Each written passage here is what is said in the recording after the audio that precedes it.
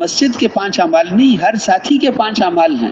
جیسے ہم یہ نہیں کہتے کہ ہماری مسجد میں 5 نمازیں ہوتی نہیں، 5 نمازیں تو ہر مسلمان پر فرض ہیں، اسی طرح 5 اعمال بھی ہر ساتھی پر ہیں. ہر ساتھی 5 اعمال کرنے والا بن جائے جی. قرآن پاک میں اللہ تعالیٰ نے فرمایا انفروا خفافا وثقالا، ہلکے ہو یا بوجھل ہر حال میں نکلو. حضرت ابو ایوب انصاری رضی اللہ عنہ حضور صلی اللہ علیہ وسلم کے جو میزبان تھے، وہ ہر سفر میں آپ کے ساتھ تھے. بدر، احد، خندق، صلح حدیبیہ، فتح مکہ، سب سفروں میں، تبوک، سب میں آپ کے ساتھ. پھر حضرت ابوبکر کا زمانہ آیا، ہر سفر میں ساتھ. حضرت عمر کا زمانہ آیا، 10.5 سال ہر سفر میں ساتھ. حضرت عثمان کا زمانہ آیا، 13 سال ہر سفر میں ساتھ. حضرت علی رضی اللہ عنہ 5 سال ہر سفر میں. حضرت معاویہ رضی اللہ عنہ 20 سال ہر سفر میں. بہت بوڑھے ہو گئے تھے، لوگ ان کو کہتے تھے آپ بس کریں نا، تو وہ کہتے تھے یہ آیت مجھے نہیں بیٹھنے دیتی. انفروا خفافا وثقالا، میں بوجھل تو ہو گیا لیکن اللہ کہتے ہیں ہلکے ہو یا بوجھل نکلو. پھر مولانا یوسف صاحب رحمۃ اللہ علیہ فرماتے تھے کہ یہ قید ہر عمل کے اللہ نے ہر عمل کے بارے میں یہ فرمایا ہے. مقامی گشت ہلکے ہو یا بوجھل، بیرونی گشت ہلکے ہو یا بوجھل، مہینے کا 3 روزہ ہلکے ہو یا بوجھل، شب جمعہ منگل مشورہ ہلکے ہو یا بوجھل، روزانہ گھر کی تعلیم مسجد کی تعلیم ہلکے ہو یا بوجھل، روزانہ گھر کا مشورہ مسجد کا مشورہ ہلکے ہو یا بوجھل، روزانہ کا وقت فارغ کرنا ہلکے ہو یا بوجھل، روزانہ راتوں کو اٹھ کر تہجد، تسبیحات، تلاوت اور تنہائیوں کی دعائیں ہلکے ہو یا بوجھل، اور روزانہ کی انفرادی دعوت ہلکے ہو یا بوجھل. ان اعمال کو جب ہم ہر حال میں کریں گے تو ان اعمال کا نور اللہ ہمیں نصیب فرمائیں گے. پھر ان اعمال میں کامیابی اپنی آنکھوں سے ایسے نظر آئے گی جیسے آج چیزوں میں نظر آتی. مقامی گشت ہلکے ہو یا بوجھل، بیرونی گشت ہلکے ہو یا بوجھل، مہینے کا 3 روزہ ہلکے ہو یا بوجھل، شب جمعہ منگل مشورہ ہلکے ہو یا بوجھل. تو سارے اعمال ہر حال میں کرنے کے لیے ان کو تیار کرنا. کریں گے انشاءاللہ. ہر مسجد میں نقد جماعت چلے 3 چلے کی نکلے، 5 اعمال ہمارے سامنے شروع ہو جائیں اور 100% نمازی بھی بن جائیں، 100% نمازی بن جائیں، اور مسجد کی جماعت وہاں مضبوط ہو جائے. مسجد کی جماعت مضبوط ہو جائے. نہیں بنی ہوئی بنا دینا، بنی ہوئی ہے مضبوط کرنا. بس یہ سارے کام کر کے پھر اگلی مسجد میں جانا ہے. پہلے بزرگ فرماتے تھے ایک دن 2 دن ایک مسجد میں ٹھہرتے جاؤ، چلتے جاؤ تاکہ تعارف ہو جائے. اب کہتے ہیں نہیں، تعارف کے لیے نہیں، کام کے لیے بھیج رہے ہیں. تعارف تو ہو گیا، اب تو کام کے لیے بھیج رہے ہیں. ہر جگہ سے نقد جماعت نکلے، 5 اعمال شروع ہو جائیں، 100% نمازی بن جائیں، مسجد کی جماعت مضبوط ہو جائے.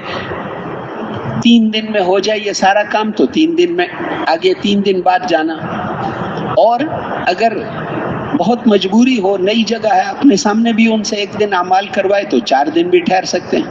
اس سے زیادہ نہیں ٹھہرنا چاہیے. سستی آ جاتی ہے، پھر سست آدمی کو اللہ پسند نہیں کرتا، اس لیے اس سے زیادہ نہ ٹھہریں. اور میرے محترم، کم از کم 2 دن تو کم از کم ٹھہرنا ہے ہر جگہ. جس بستی میں ایک گھر بھی مسلمانوں کا ہو وہاں 2 دن تو کم از کم ہے. کہ جی وہ تو سب نمازی تھے، ہم ان کو نمازی بنانے نہیں گئے، ہم اس کو اس محنت پر ڈالنے گئے ہیں جس محنت سے دین زندگیوں میں آتا ہے. حضور صلی اللہ علیہ وسلم والی وہ مبارک محنت جس محنت سے دین زندگیوں میں آتا ہے، اس محنت پر ڈالنے کے لیے گئے، صرف نمازی بنانے کے لیے ہی، اور صرف ایک کام. تو اس لیے میرے محترم بھائی، اور 2 دن تو کم از کم ٹھہرنا ہے، چاہے ایک آدمی بھی اس بستی میں ہو. اور اگر جتنا 3 دن میں کام پورا ہو تو 3 دن، جتنی ضرورت ہے اتنا ٹھہریں گے. پھر اس کے بعد ہم 20 مسجدوں میں کام کریں لیکن ادھورا کام کریں، اس سے بہتر ہے کہ 10-12 مسجدوں میں کر لیں لیکن پورا کام کریں. جتنی بستیاں کاغذ کے پیچھے لکھی ہوئی ہیں سب میں جانا ضروری تو نہیں ہے. اگر آپ نے آدھی بستیاں کر لی تب بھی ٹھیک ہے. بس اتنا ہے کہ واپسی پر تشکیل والوں کو بتا دیں کہ آپ نے ہماری اتنی بستیاں لکھی تھی، آدھی ہم نے کی ہیں، آدھی باقی رہ گئی، کوئی بات نہیں، تاکہ وہ وہاں کوئی اور جماعت بھیج سکیں. جہاں وہ جماعت ایک دفعہ بھیج دیتے ہیں، نشان لگاتے ہیں، اب اگلے سال بھیجیں گے. تو جتنی بستیاں انہوں نے لکھی تھی اگر آپ نے آدھی کی ہیں تو باقی آدھی ان کو بتا دو، کوئی اور جماعت بھیج دیں گے. السلام علیکم ورحمۃ اللہ وبرکاتہ۔ اللہ تبارک و تعالیٰ کے راستے میں نکلنے والوں کے لیے اہم اور تفصیلی ہدایات سننے کے لیے یہاں سے ابتدائی بیان سماعت فرمائیں مفتی حبیب الرحمن صاحب، جزاک اللہ۔ اللہ جل شانہ کے راستے کا یہ سفر دنیا کے عام سفروں کی طرح نہیں ہے۔ دنیا کے عام سفر جب ختم ہو جاتے ہیں تو اس کے اثرات بھی ختم ہو جاتے ہیں۔ اس سفر کے اثرات موت تک نہیں، قیامت تک نہیں، ہمیشہ ہمیشہ باقی رہیں گے۔ التعب مؤقت والاجر مؤبد، یہ مشقت عارضی ہے اور اس پر جو اجر و انعام ملے گا وہ ہمیشہ ہمیشہ ملتا رہے گا۔ ایک صبح ایک شام اللہ کے راستے میں دنیا اور جو کچھ دنیا میں ہے اس سے زیادہ قیمتی ہے۔ اگر کسی آدمی کو ہم کہیں کہ ہمارے ساتھ سے روزہ لگاؤ، آپ کو ایک نئی گاڑی دیں گے، وہ سارا لاہور تیار ہو جائے گا۔ حالانکہ ایک گاڑی تو کچھ بھی نہیں، اگر کسی آدمی کو سارے لاہور کی گاڑیاں مل جائیں، سارے پنجاب کی، سارے پاکستان کی، 6 بر اعظموں کی ساری گاڑیاں اور سارے جہاز اور ساری فیکٹریاں اور سارا سونا چاندی مل جائے، اللہ کے راستے کی ایک صبح ایک شام کا اجر اس سے بھی زیادہ ہے۔ اللہ کے راستے میں چلیں گے تو ہر قدم پر 700 نیکیاں ملیں گی، 700 گناہ معاف ہوں گے، 700 درجے بلند ہوں گے۔ اللہ کے راستے میں جو جسم پھرے گا، خدا نخواستہ گناہوں کی وجہ سے دوزخ میں گیا بھی تو دوزخ کی آگ اس پر اثر نہیں کرے گی، یہ تو اللہ کے راستے میں پھرا تھا، پھر اس کو نکال دیں گے۔ تو اللہ کے راستے میں نکل کر اعمال کی قیمت بڑھ گئی۔ اللہ جل شانہ بار بار بلائیں گے قیامت میں کہ تم نے میرے لیے سفر کیا تھا، آؤ اس کا بدلہ لے لو۔ پھر بلائیں گے، پھر دیں گے، پھر بلائیں گے، پھر دیں گے۔ نہ وہاں کی زندگی ختم ہوگی، نہ کبھی بدلہ ختم ہوگا۔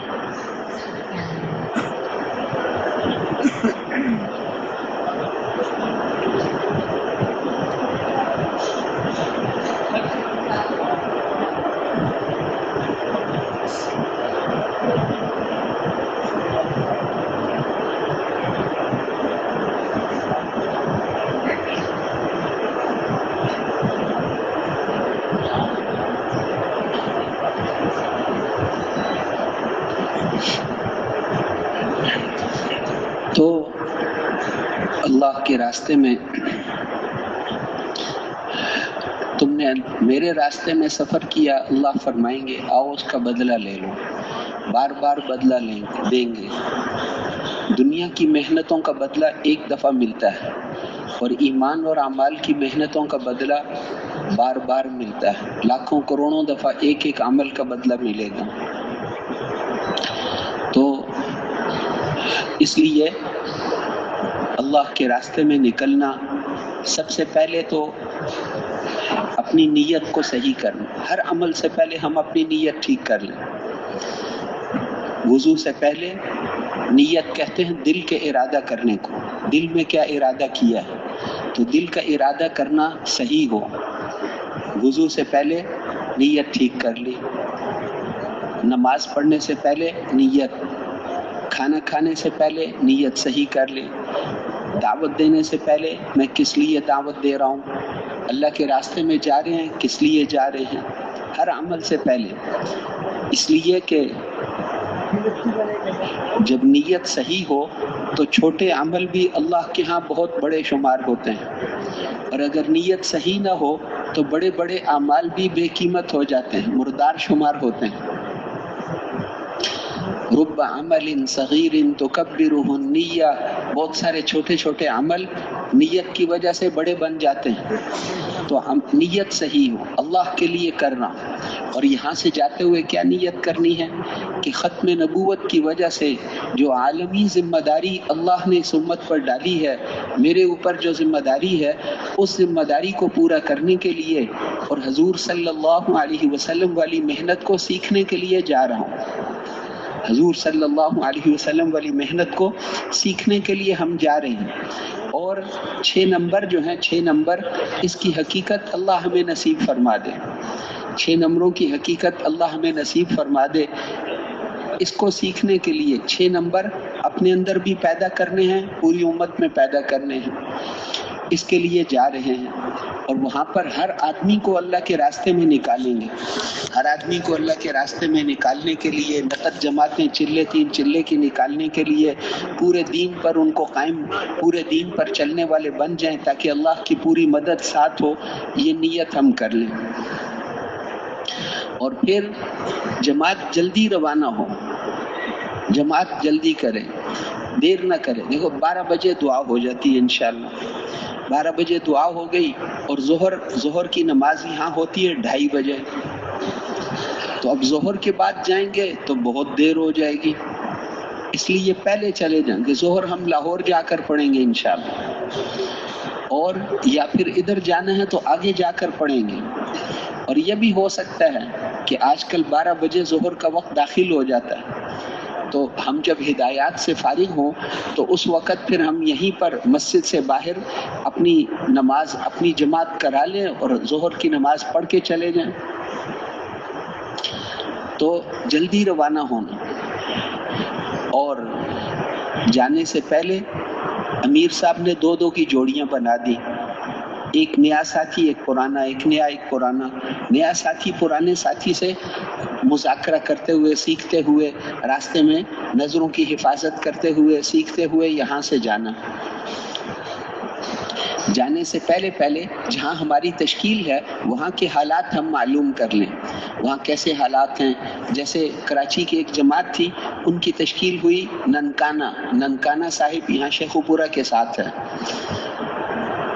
یہاں آپ کو ہر جگہ کے لوگ مل جاتے ہیں، مقیمین میں یا یہاں رہنے والوں میں ہر جگہ کے لوگ ہوں گے۔ اب انہوں نے جب پوچھا کہ یہاں ہماری تشکیل ہوئی ہے تو وہاں والے ساتھیوں نے ان کو بتایا کہ جن بستیوں میں آپ کی تشکیل ہوئی ہے کسی بستی میں مسجد میں داخل ہونے کی اجازت نہیں ملے گی، باہر رہ کر کام کرنا پڑے گا۔ کہ بہت اچھا، اب کیا کریں؟ باہر سے انہوں نے ایک پلاسٹک کا وہ جو ٹاٹ ہوتا ہے، بڑا ٹاٹ، وہ خرید لیا کہ باہر سامان رکھنے کے لیے کوئی چیز تو ہو نیچے۔ اب وہ وہاں پر پہنچے، پہلی بستی میں انہوں نے داخل نہیں ہونے دیا، تو انہوں نے باہر درخت کے نیچے وہاں پر اپنا ٹاٹ بچھا کر بستر لگا لیا، سامان رکھ لیا۔ امیر صاحب کے کہنے سے خدمت والوں نے چائے بنا لی، جاتے ہی چائے بن گئی۔ اب ہر گزرنے والے کو کہتے تھے ہمارے ساتھ چائے پیئے، چائے بھی پلاتے تھے، دعوت بھی دیتے تھے۔ ہر گزرنے والے کو خود بھی دعوت دیتے تھے، پھر اس کو کہتے تھے بھائی ایک ساتھی سے ہمیں ملا دو، اپنے کسی دوست سے، بھائی سے، چچا زاد سے، کسی رشتہ دار سے، کسی ایک انسان سے ملا دو۔ ہر گزرنے والے سے خود بھی پوری بات کرتے اور اس کو ساتھ لے کر ایک اور آدمی سے بھی بات کر لیتے۔ پوری بستی سے ملاقاتیں ہو گئی، کئی جگہ مسجد بھی کھل گئی، مسجد کا دروازہ بھی اللہ نے کھول دیا۔ تو اس طرح جانے سے پہلے ہم وہاں کے حالات معلوم کر لیں، جہاں ہماری تشکیل ہوئی ہے وہاں کے حالات کیا ہیں، اپنے سارے ساتھیوں کو بھی بتا دیں۔ ایسا نہ ہو راستے میں کوئی ساتھی وضو خانے میں پیچھے رہ گیا، اب اس کو پتہ ہی نہیں کہاں جانا، جماعت نے کہاں جانا تھا پتہ ہی نہیں، وہ ویسے ہی آدمی جماعت کے ساتھ چل رہے۔ تو ہر ایک ساتھی کو پورا پتہ ہو، جماعت کے ساتھی جو ہیں ان سب کو اپنے حالات بتا دیں۔ اور پھر اس کے بعد یہاں سے جب ہم چلیں تو نظروں کی حفاظت کرتے ہوئے، ہمارا جو اللہ سے تعلق ہے اس کو سب سے زیادہ نقصان دینے والی چیز نظر کا غلط استعمال ہے۔ قُلْ لِلْمُؤْمِنِينَ يَغُضُّوا مِنْ أَبْصَارِهِمْ، ایمان والوں کو فرما دیجئے کہ اپنی نظروں کو جھکا کر رکھا کریں۔ نظر کو جھکائیں گے تو اللہ ایمان کی حلاوت نصیب فرمائیں گے، اس لیے نظروں کی حفاظت۔ حضور صلی اللہ علیہ وسلم کی اکثر نظر نیچے رہتی تھی چلتے ہوئے، تو نظروں کی حفاظت کرتے ہوئے جانا۔ ہم اللہ کے راستے میں جا رہے ہیں تو ایسے ہے، کیونکہ ہم تو علاج کرانے کے لیے نکلے، علاج میں 2 چیزیں ضروری ہوتی ہیں۔ دنیا کا کوئی بھی علاج ہو، ایک تو اس میں دوائی کھانی پڑے گی، اگر دوائی نہیں کھائے گا تو پھر اسے ہسپتال رہنے کا کوئی فائدہ نہیں ہوگا۔ دوائی بھی کھائے اور دوسرا کام پرہیز بھی کرے، اگر دوائی کھاتا ہے لیکن پرہیز نہیں کرتا تو دوائیاں بھی اس کو فائدہ نہیں دیتی۔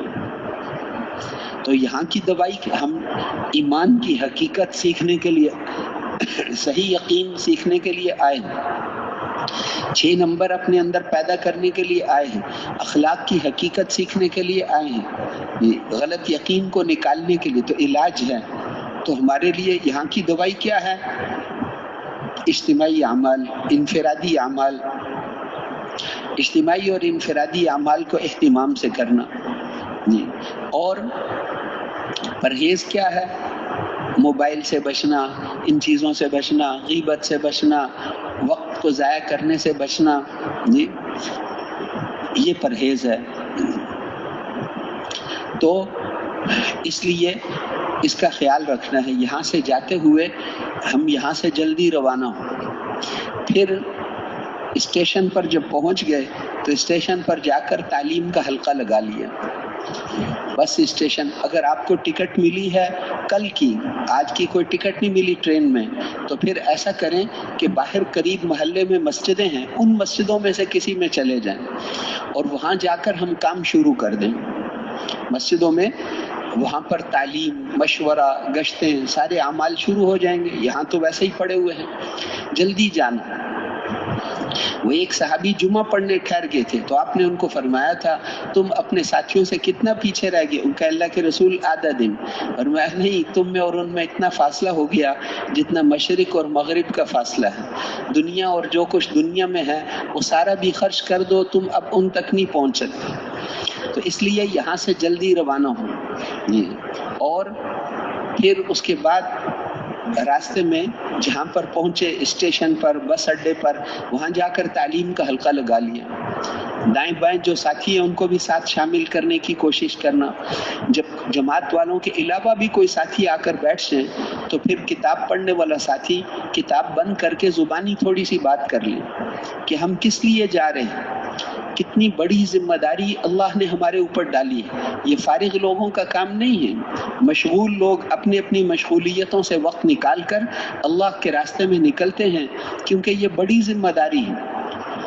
بیوی بچوں کی ذمہ داری، کاروبار کی ذمہ داری، تجارت کی، ملازمت کی، وہ بہت چھوٹی ذمہ داریاں ہیں اور یہ بڑی ذمہ داری ہے۔ اگر بڑی ذمہ داری میں لگ کر چھوٹی رہ جائے تو وہ کمی تو پوری ہو سکتی ہے، لیکن چھوٹی میں لگ کر بڑی ذمہ داری کو چھوڑ دیا تو وہ کمی کبھی پوری نہیں ہو سکتی۔ صحابہ بڑی ذمہ داری میں لگے، چھوٹی ذمہ داریاں رہ گئیں تو فرماتے تھے ایک ایک دن میں اللہ نے ہمیں اتنا مال غنیمت دیا کہ ہم ساری زندگی بھی تجارت کرتے تو ہمیں اتنا نہ ملتا۔ اللہ نے وہ چھوٹی کی کمی بھی پوری کر دی۔ اس لیے ہم یہاں سے بڑے کام کے لیے بڑی ذمہ داری ان کو سمجھانا ساتھیوں کا۔ پھر اس کے بعد ہر ٹرین میں سفر کرنا ہو تو ہر ساتھی کے پاس اپنا ٹکٹ ہو۔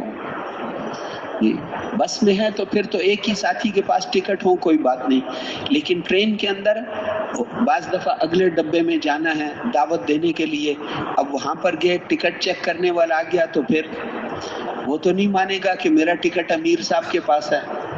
ہر آدمی کے پاس اپنا ٹکٹ ہونا چاہیے، تو ہر آدمی اپنا ٹکٹ پاس رکھے۔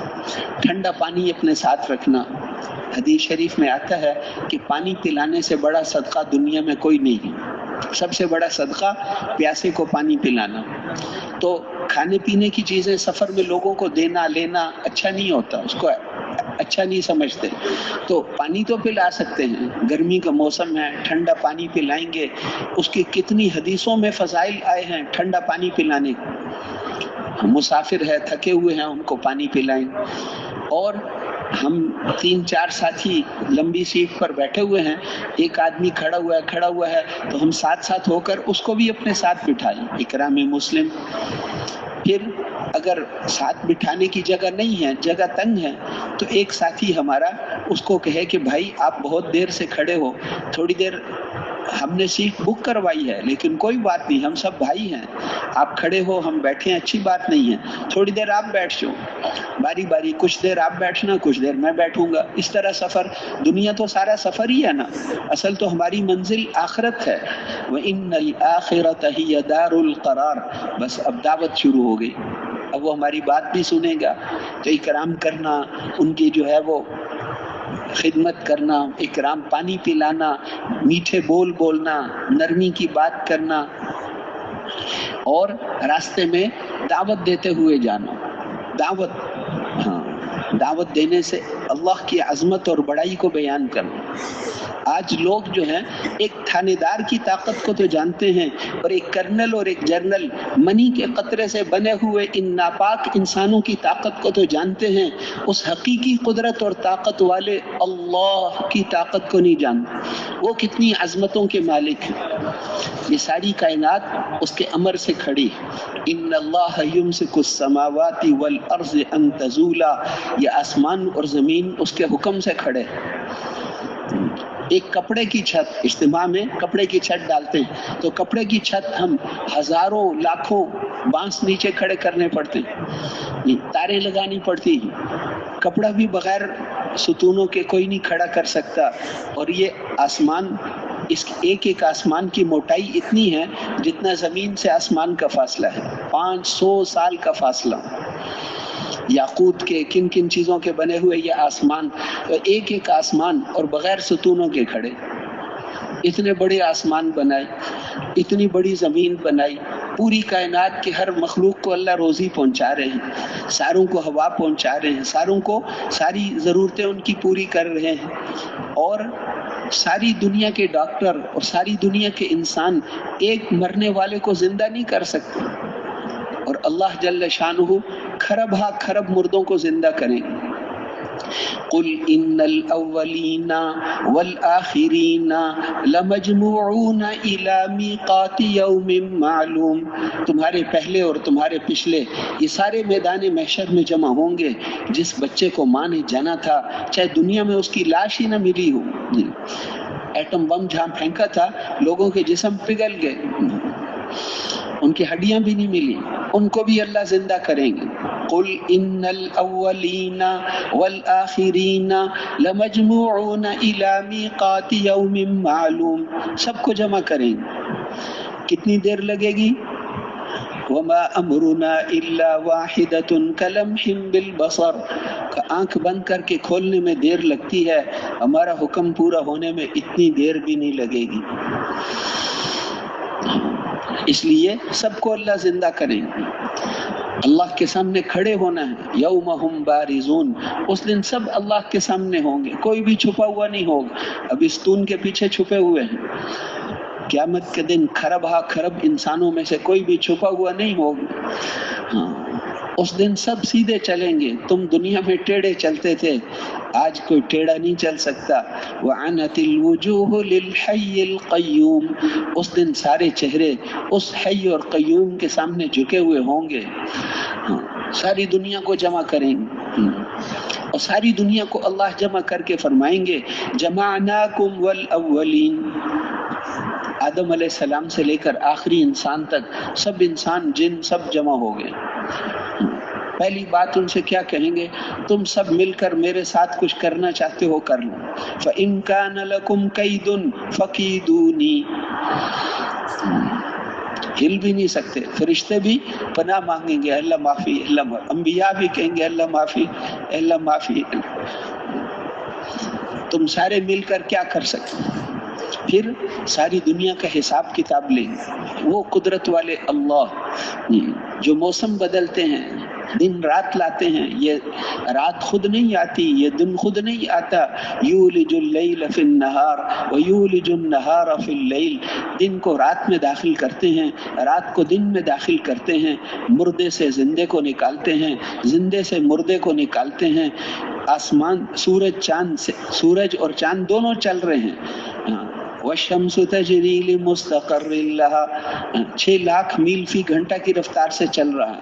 اس زمین سے 13 لاکھ گنا بڑا سورج، لیکن یہ دونوں آپس میں ٹکرا نہیں سکتے.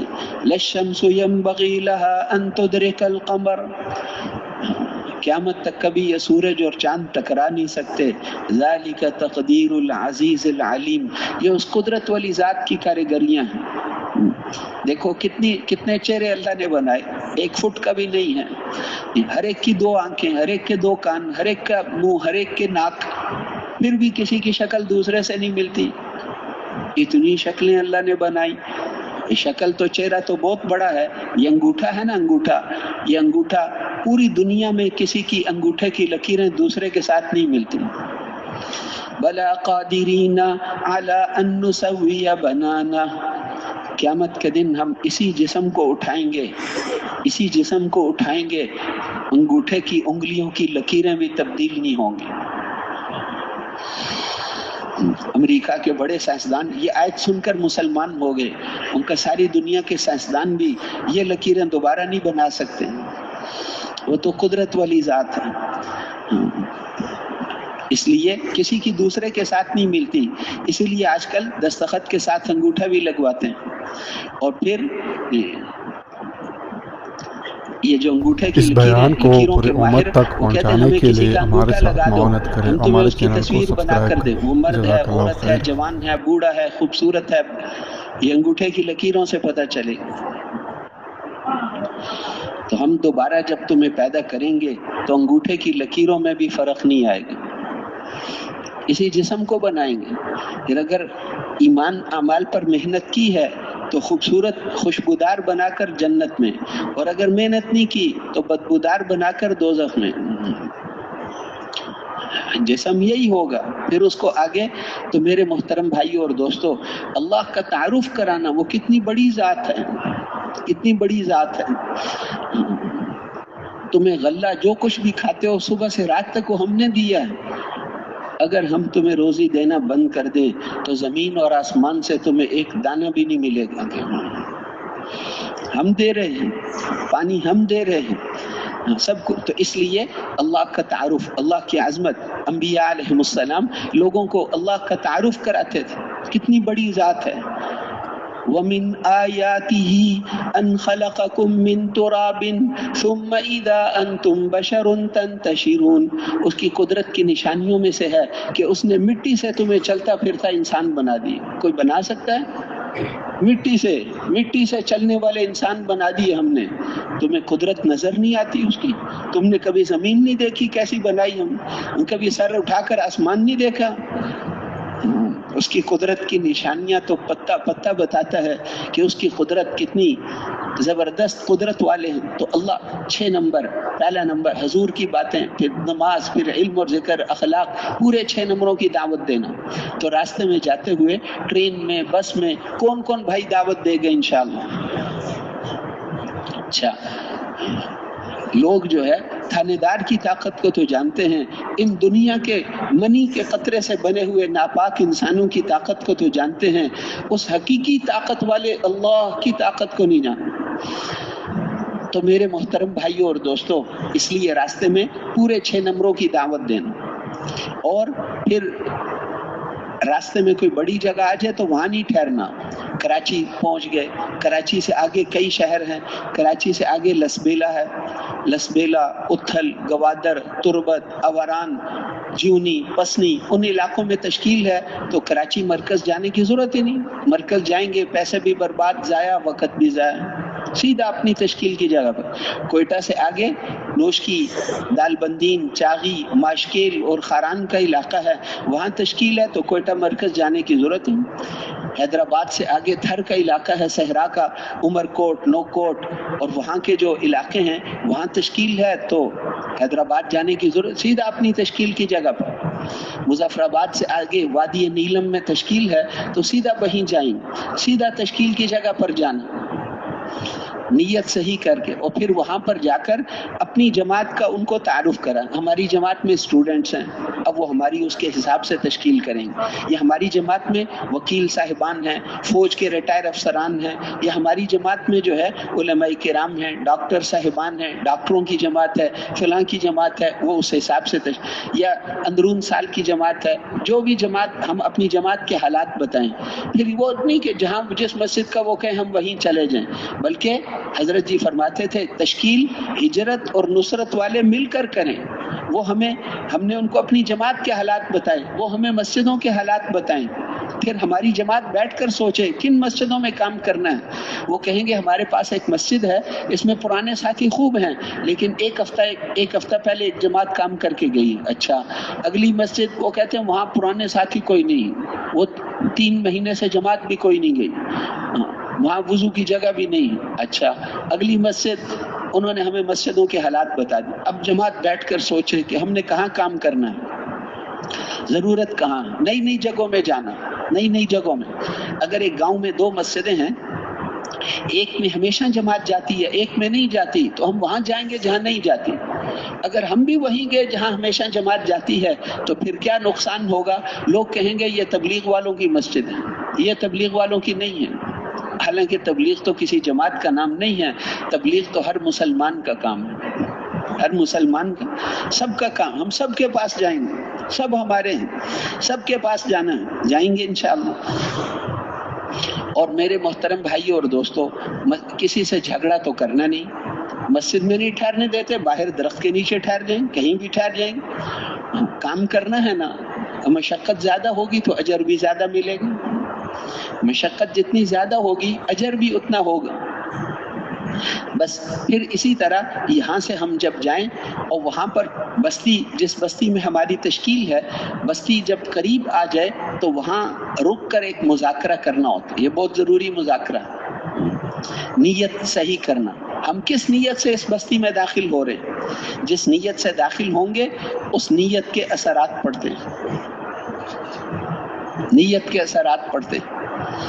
حضور صلی اللہ علیہ وسلم جب مدینہ میں داخل ہوئے تھے تو آپ کا جو استقبال ہوا تھا، ایسا پوری دنیا میں کسی کا کبھی استقبال نہیں ہوا. اس وقت طلع البدر علینا من ثنیات الوداع وجب الشکر علینا ما دعا للہ داعی. 14ویں کا چاند پہاڑیوں سے طلوع ہوا ہے. استقبال کہاں، وہاں پہنچ رہے ہیں، کیا کرنا ہے، کہاں جانا ہے. مکے میں 13 سال ماریں کھائی تھی، وہاں گشتوں میں کوئی چائے نہیں پلاتا تھا، بازاروں میں جاتے تھے. اب بازاروں میں عکاظ، ذی المجنہ، ذی المجاز، یہ وہاں کے بازار تھے. عکاظ حضور کے زمانے کے بازار کا نام تھا عکاظ. اس لیے ابھی بھی جاؤ عرب ملکوں میں ہر بازار کا نام عکاظ ہوگا، وہ اسی نام پر رکھتے ہیں، عکاظ. عکاظ میں آپ جاتے، وہاں جا کر ان کو دعوت دیتے. کوئی مٹی پھینکتا، کوئی کچھ کرتا، کوئی کچھ کرتا، دعوت دے رہے ہیں، ہر ایک کو دعوت دیتے.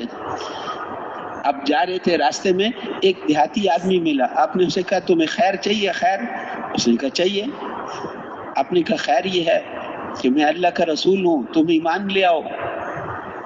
اس نے کہا تو نئی بات ہے، کوئی ایسی نشانی بتاؤ کہ میں انکار نہ کر سکوں. آپ نے کہا اچھا. دیکھا وہاں ایک درخت لگا ہوا تھا، اسے کہا ادھر آؤ. تو وہ درخت فوراً زمین کو چیرتا ہوا آپ کے پاس آ گیا. گواہی دو. ان کا اشہد ان لا الہ الا اللہ واشہد ان محمد رسول اللہ. واپس جاؤ، واپس جاؤ. وہ کلمہ پڑھ کے مسلمان ہو. رکانہ مکے کا ایک پہلوان تھا، بڑا پہلوان. بیل کی کھال ذبح کے کھال پر کھڑا ہو جاتا کہ پورا مکہ اس کو کھینچ کے نکال دو تو میں مان جاؤں. کسی ماں نے ایسا بچہ جنا ہی نہیں جو کبھی گرا لے. آپ نے اس کو دعوت دی تو اس نے کہا میرے ساتھ کشتی کرو، کشتی کرو. اگر آپ نے مجھے گرا لیا تو میں کلمہ پڑھ لوں، کلمہ پڑھ لوں. آپ نے کہا ٹھیک ہے. بے وقوف کو تو پتہ نہیں تھا نبی کو اللہ 4000 آدمیوں کی طاقت دیتے. آپ نے اسے اٹھا کے یوں پھینک دی. اس نے کہا مجھے سمجھ نہیں آئی، دوبارہ کرو. مجھے تو پتہ ہی نہیں چلا کیا ہوا ہے، کیسے مجھے پھینک دیا. آپ نے پھر اس کو اٹھا کر اور پھر اس کو پھینک دیا.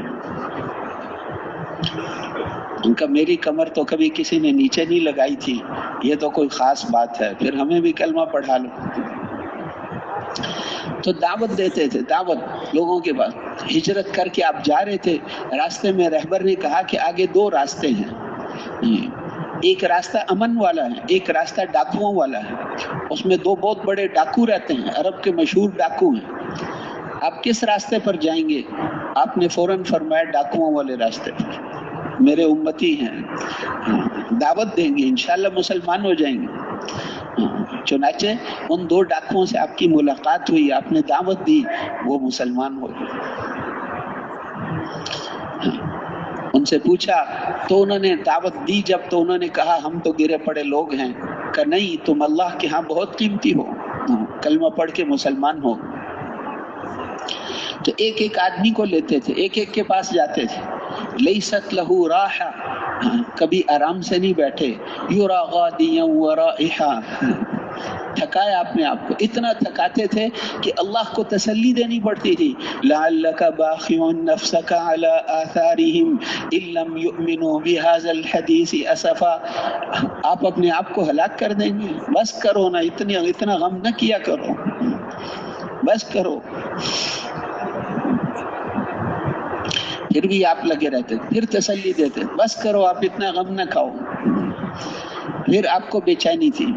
रात को सारे मक्के वाले सो जाते थे, आप उनके लिए दुआएं कि अल्लाह मैं आज फलां फलां के पास गया था, उन्होंने मुझे धक्के मारे थे, आप उनको कुछ ना कहना, मेरे उम्मती हैं, मैं फिर उनके पास जाऊंगा, इंशाअल्लाह मान जाएंगे। इतनी दफा गए कि वो मक्के वाले कहते थे मा आना लका हत्ता तस्तयअस मिन्ना, ए मोहम्मद अभी तक वक्त नहीं आया कि आप मायूस हो जाएं, आप अभी तक हमसे मायूस नहीं हुए। कितने साल गुजर गए, हम कहते नहीं मानते, फिर आप हमारे पास आते हो। एक सरदार ने कहा कि आप अल्लाह से डरते हो ना, कि अल्लाह का पैगाम पहुंचाना है, ठीक है, मैं क़यामत के दिन अल्लाह को कहूंगा कि इस आदमी ने आपका पैगाम मेरे तक पहुंचा दिया था, आइंदा मेरे पास ना आओ। आप फिर भी जाते थे, तुम्हें पता नहीं कि दोज़ख कितनी सख्त है। मेरी बात मान लो, मेरी बात मान लो, दुनिया आखिरत की कामयाबियां लेकर आए। वो नहीं सुनते थे, फिर भी जाते जाते भी उनको दावत दे देते। फिर बदर की लड़ाई में जब वो सारे बड़े बड़े सरदार, उनकी लाशें वीरान कुआं था उसमें डाल दी, अगले दिन आप चले गए और उन सबको आप नाम ले लेकर बुला रहे थे, ओ उतबा, ओ शेबा, ओ वली, ओ बुजहल, तुम मेरे बुरे रिश्तेदार थे। कुरान उनकी जुबान में उतरा था, लेकिन कदर नहीं की तो अल्लाह को तो किसी की परवाह नहीं। आपके रिश्तेदार थे, आपकी कौम थी, उनकी जुबान में, कुरैश की जुबान में कुरान उतरा, कदर नहीं की तो अल्लाह ने उनको महरूम कर दिया, मदीने वालों से काम ले लिया। तो देखते हैं कौन कदर, मदीने वालों ने कदर की, उनसे काम ले लिया, इनसे नहीं लिया।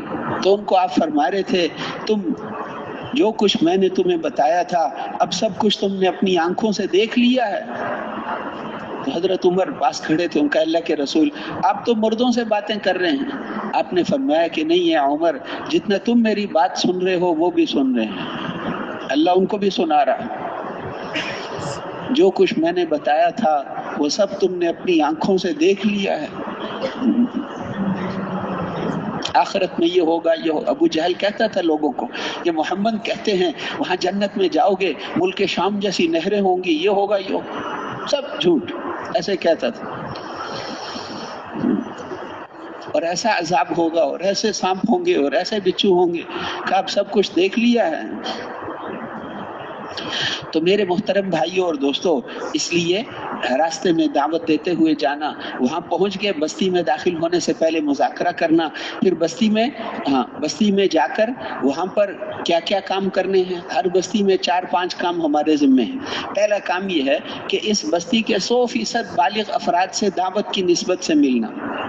तबलीग का काम बच्चों के लिए नहीं होता, ये बड़ों के लिए, बालिग लड़के, बालिग जवान, बड़ों के लिए, बड़ों से बात करनी।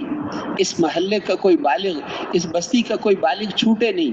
हमारा काम मस्जिदवार, महल्लेवार, जिस महल्ले में तश्कील है इस महल्ले से बाहर जाना ही नहीं। और इस महल्ले के किसी साथी को छोड़ना नहीं। एक आदमी के घर जब जाओ कहते हैं खेत में है, हम उसके खेत में चले जाएंगे। एक घर में जब जाओ कहते हैं दुकान पर है, तो दुकान अगर करीब है तो वहां चले जाएंगे। वहां गए, पता चला वो आगे गया हुआ है दोस्तों के पास, वहां चले जाएंगे। जितने कदम चल कर जाएंगे अजर मिल रहा है। وہ بھی وہاں بات سنے گا کہ مجھے ڈھونڈتے ڈھونڈتے کہاں تک آ گئے ہیں، چلو اب ان کی بات سننی چاہیے۔ ایک ایک آدمی کے پاس جانا، نرمی، شفقت، محبت کے ساتھ اس سے بات کرنا، جھجکنا نہیں، ڈرنا نہیں کہ یہ تو ایم پی ہے، یہ فلاں افسر ہے، یہ فلاں افسر ہے۔ ہوتا رہے، ہم جس کی طرف بلا رہے ہیں وہ ان سب سے بڑا ہے، ہم اس بڑے اللہ کی طرف بلا رہے ہیں۔ لوگ 2 نمبر دوائیاں بیچتے ہوئے نہیں شرماتے، ہم رب العالمین کی طرف بلاتے ہوئے کیسے شرمائیں گے؟ ہم اللہ کی طرف بلا رہے ہیں، وہ بڑی قدرت والے ہیں، بڑی طاقت والے ہیں، اس کائنات کا تن تنہا بادشاہ ہے، اسی کا سکہ اس کائنات میں چلتا ہے، اسی کا حکم اس کائنات میں چلتا ہے، اس کی طرف بلا رہے ہیں، اللہ کی طرف بلا رہے ہیں۔ الا کل شیء ما خلا اللہ باطل، غور سے سن لو، اللہ کے علاوہ سب کچھ دھوکہ ہے۔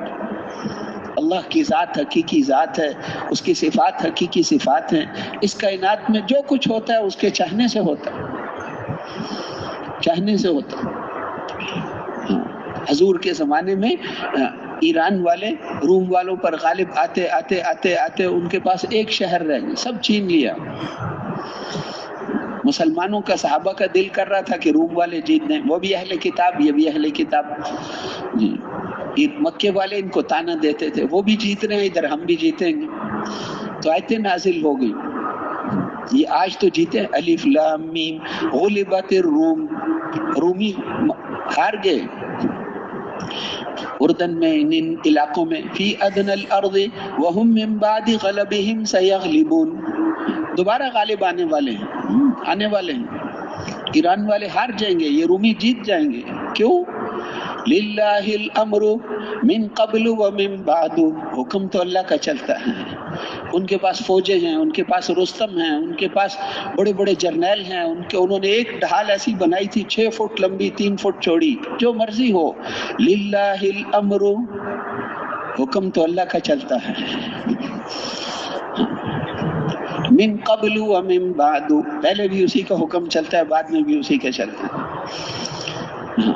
اس دن، جس دن رومی جیتیں گے، اس دن ہم مسلمانوں کو بھی ایک خوشی دیں گے، بدر کی فتح تمہیں بھی مل جائے گی، پہلے سے بتا دی۔ تو اس لیے اللہ کے حکم سے ہوتا ہے، اللہ کے چاہنے سے ہوتا ہے۔ پورے قرآن میں آپ دیکھو گے کہ اللہ کا حکم آ گیا، اتا امر اللہ، اللہ کا حکم آ گیا، بس اب یہی ہوگا۔ فرعون اور حامان کو ہم نے ارادہ کیا، اللہ کہتے ہیں ہم نے ان کو سزا دینے کا، تو پھر ہم نے موسیٰ علیہ السلام کو پیدا کیا، اور اب ہم نے ان کمزوروں کو عزت والا بنا دیا، کہ حکم تو اللہ کا چلتا ہے۔ تو خیر، اس طرح 6 نمبروں کی دعوت دیتے ہوئے، اچھا بستی کے ہر آدمی کو ملنا ہے، 100% کو ملنا ہے، ملیں گے انشاءاللہ۔ اور دوسرا کام کیا ہے کہ نقد جماعتیں چلے 3 چلے کی نکالنا، یہ بہت ضروری ہے۔ دیکھو ہم وہاں کتنے دن ٹھہریں گے، 3 دن ٹھہریں گے، 4 دن ٹھہریں گے، آخر ہم نے چلے جانا ہے۔ جب وہاں کے مقامی لوگ اللہ کے راستے میں نکلیں گے، وہ واپس آ کر وہاں ساری زندگی کام کریں گے۔ کسی بھی جگہ کام شروع ہو یا کام ترقی کرے، اس کا صرف ایک ہی راستہ ہے کہ وہاں سے 3 چلے کی نقد جماعت نکالو۔ ہمارے بزرگ فرماتے ہیں کہ سروزے کی جماعت نکال کر مطمئن نہ ہوا کرو، 3 چلے کی۔ ہم لوگوں کا رخ بدلنا چاہتے ہیں۔ آج ساری دنیا مال کے پیچھے بھاگ رہی، آخرت کا زبردست نقصان کر رہے ہیں۔ مال، دنیا، چیزیں، سامان، گاڑیاں، آخرت کا نقصان کر رہے ہیں۔ ان کا رخ بدلنے کی ضرورت ہے۔ اللہ کو سامنے رکھ کر چلیں، برادری کو سامنے رکھ کر نہ چلیں، بیوی کو سامنے رکھ کر نہ چلیں، اپنے افسروں کو سامنے رکھ کر نہ چلیں، اللہ کو سامنے رکھ کر چلیں، آخرت کو سامنے رکھ کر چلیں، اعمال کو سامنے رکھ کر چلیں۔ تو رخ بدلنا ہے، اس کے لیے زور لگانا پڑتا ہے، ایک سروزے سے کام نہیں بنتا۔ لمبے وقت کے لیے 3 چلے کے لیے نکالیں گے، انشاءاللہ اس کا رخ بدل جائے گا۔ اپنے رشتہ داروں کو، بھائیوں کو لگائے گا، رشتہ داروں کو لگائے گا، اپنے بچوں کو لگائے گا، بچوں کو صحیح جگہ پڑھائے گا اور سارا کچھ دیکھے گا، بیوی کو وقت لگوائے گا، اس کا رخ بدل گیا ہے، رخ بدلنے کی ضرورت ہے۔ تو رخ تو سے روزے سے نہیں، چلے تین چلے سے، اس لیے جہاں بھی جائیں چلے تین چلے کی نقد جماعت نکالنی ہے، زور لگا۔ دیکھو نا اس گرمی کے موسم میں اتنا خرچہ کر کے آپ اللہ کے راستے میں جا رہے ہو تو اس قربانی کی کوئی قیمت وصول ہونی چاہیے۔ اللہ تو دیکھ رہے ہیں کتنوں کو لگا رہے ہو، کتنوں کو نکالنے کے لیے تھوڑا زور لگانا پڑتا ہے، جتنا زور لگائیں گے اتنا اللہ کے قریب ہو جاؤ گے، جتنا زور لگاؤ گے اللہ کے محبوب بن جاؤ گے۔ مولانا الیاس صاحب نے فرمایا تھا نا جاتے ہوئے، لوگ تو آدمی چھوڑ کر جاتے ہیں، میں ملکوں کے ملک چھوڑ کر جا رہا ہوں۔ مولانا یوسف صاحب فوت ہوئے تو ان کی والدہ نے کہا بیٹا بہت زیادہ تھکا، لوگوں کو بھی تھکایا، اب آرام کر لے، اتنا کام کرو کہ وہ کہیں یہاں محنت کی جگہ ہے، پیدا ہی اس کے لیے ہوئے ہیں، یہاں کام کر لے، آرام کریں گے قبر میں، ناشتہ کریں گے حوض کوثر پہ، اور دوپہر کا کھانا اللہ کا وعدہ ہے جا کے کھائیں گے جنت میں، اور رات وہاں آتی نہیں۔ یہاں آرام کے لیے پیدا نہیں کیا، یہاں تو کام کے لیے پیدا کیا۔ تو زور لگانا، کوشش کرنا، ہمت کرنا، نقد جماعت نکالیں، ہر جگہ سے نقد جماعت نکالیں، چلے تین چلے کی، سال 7 ماہ کی تو پتہ نہیں کب نکلے گی، اس کو بھی چھوڑو۔ سے روزے سے پھر وہ بازار والے اسی ماحول میں جا کر سے روزے کے بعد وہ چند دن بعد پھر پہلے جیسا ہو جاتا۔ تو کوشش کرنا کہ ہر جگہ سے چلے تین چلے کی جماعت۔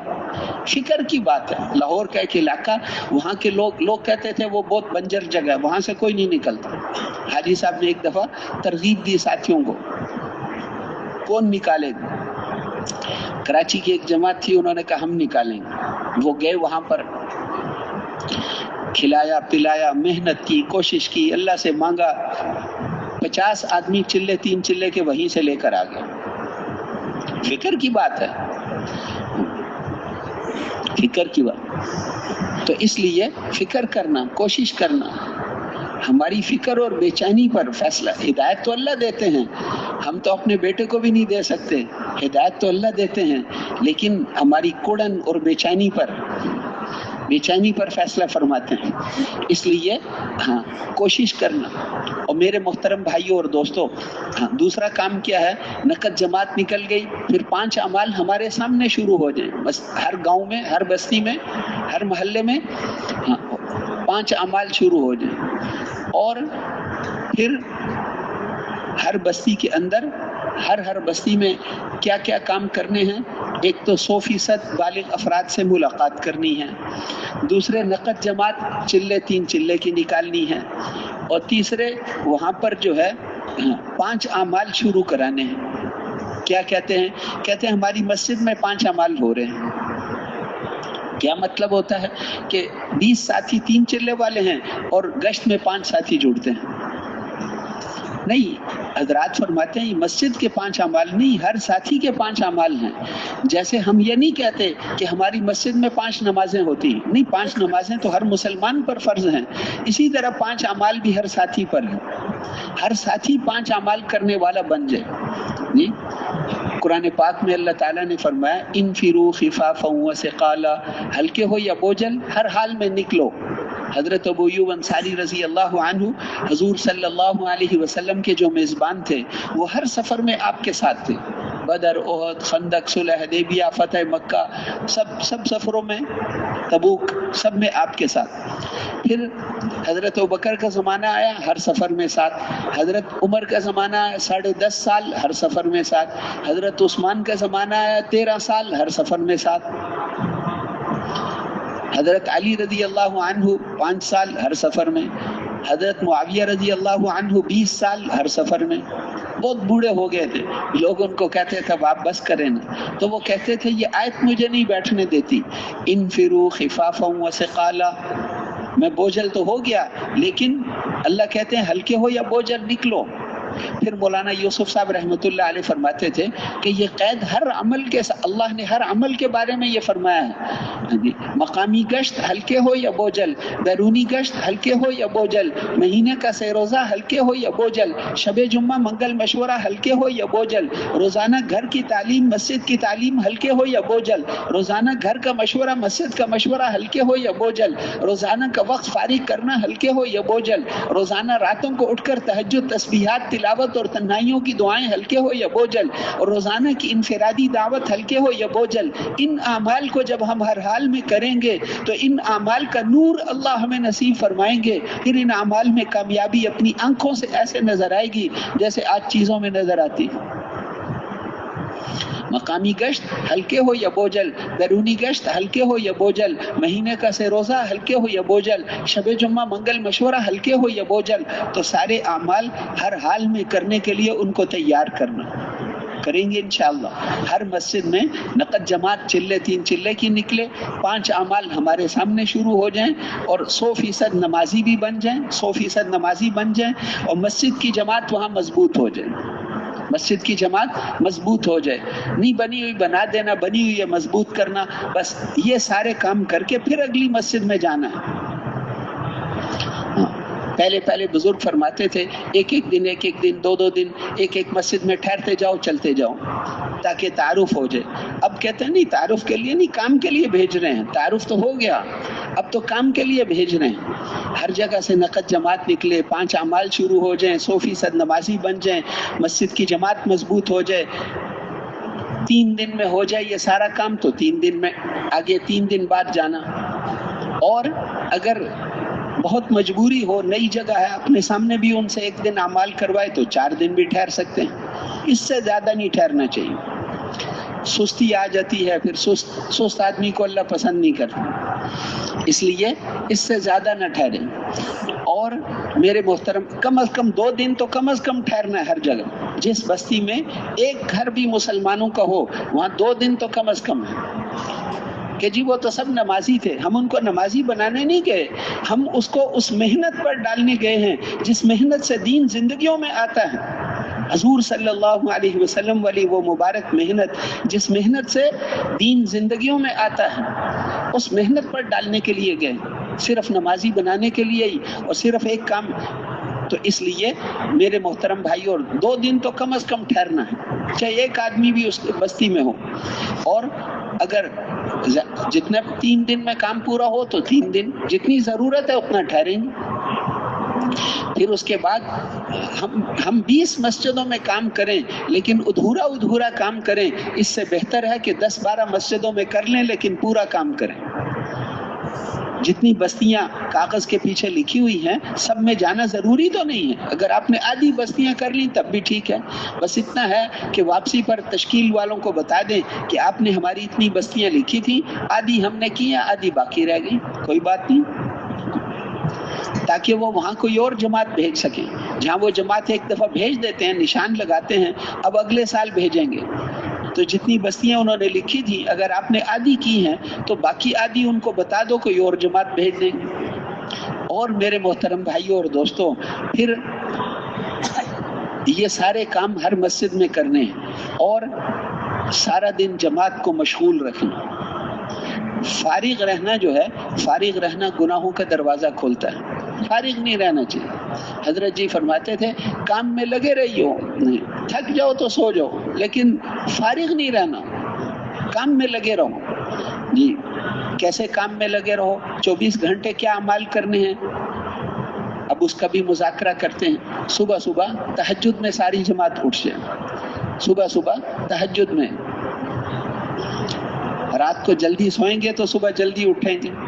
حضور صلی اللہ علیہ وسلم جب گھر میں ہوتے تھے تو رات جلدی سوتے تھے، عشاء کے بعد ساری آپ کی ازواج مطہرات جمع ہو جاتی تھی، 5 منٹ بس تھوڑی دیر آپ ان سے بات کی، جیسے تعلیم ہوتی ہے، بس سب کو پتا تھا فوراً سونا ہے۔ رات کو عشاء کے بعد باتیں کرنے سے منع کیا تھا، اور وہ صحابہ ایسے نہیں تھے کہ باہر جا کے باتیں کرتے رہیں، وہ تو عاشق تھے، جو منشا ہے وہی کریں گے، جلدی سو جاؤ۔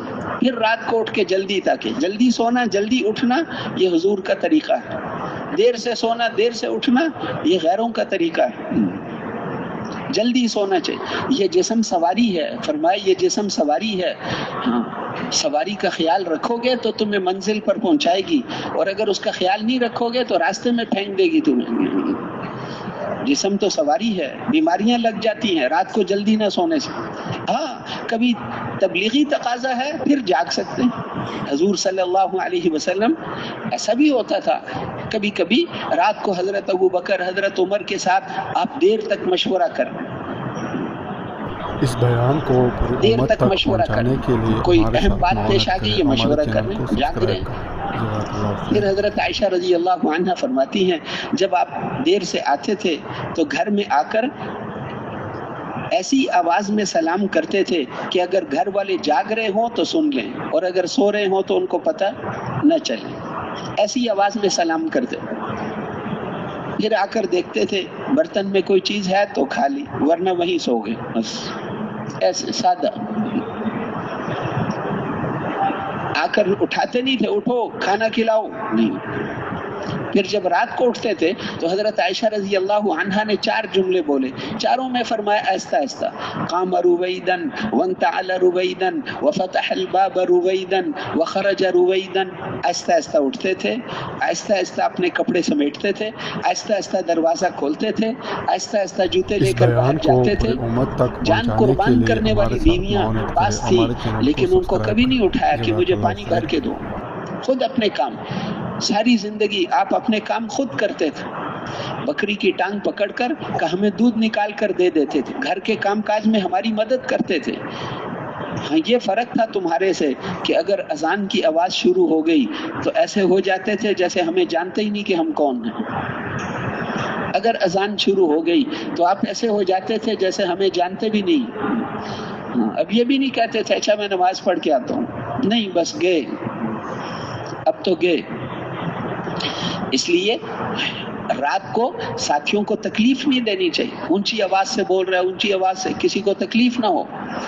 پھر اس کے بعد تو میرے محترم بھائیوں اور دوستوں، تہجد میں اٹھنا، اگرچہ گرمیوں کا موسم ہے، راتیں چھوٹی ہیں، لیکن پھر بھی اٹھنا تو چاہیے نا۔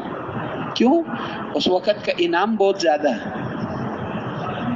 دن کی 5 نمازوں کی اذانیں تو مؤذن دیتے ہیں، اور رات کے وقت کی آواز اللہ خود لگاتے ہیں۔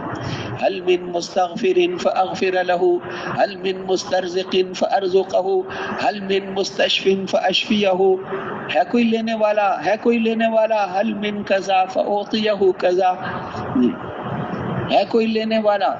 اخیر رات میں اوپر اعلان ہوتا ہے۔ اس لیے اس وقت جو سوتا رہا وہ تو بدقسمت آدمی ہے۔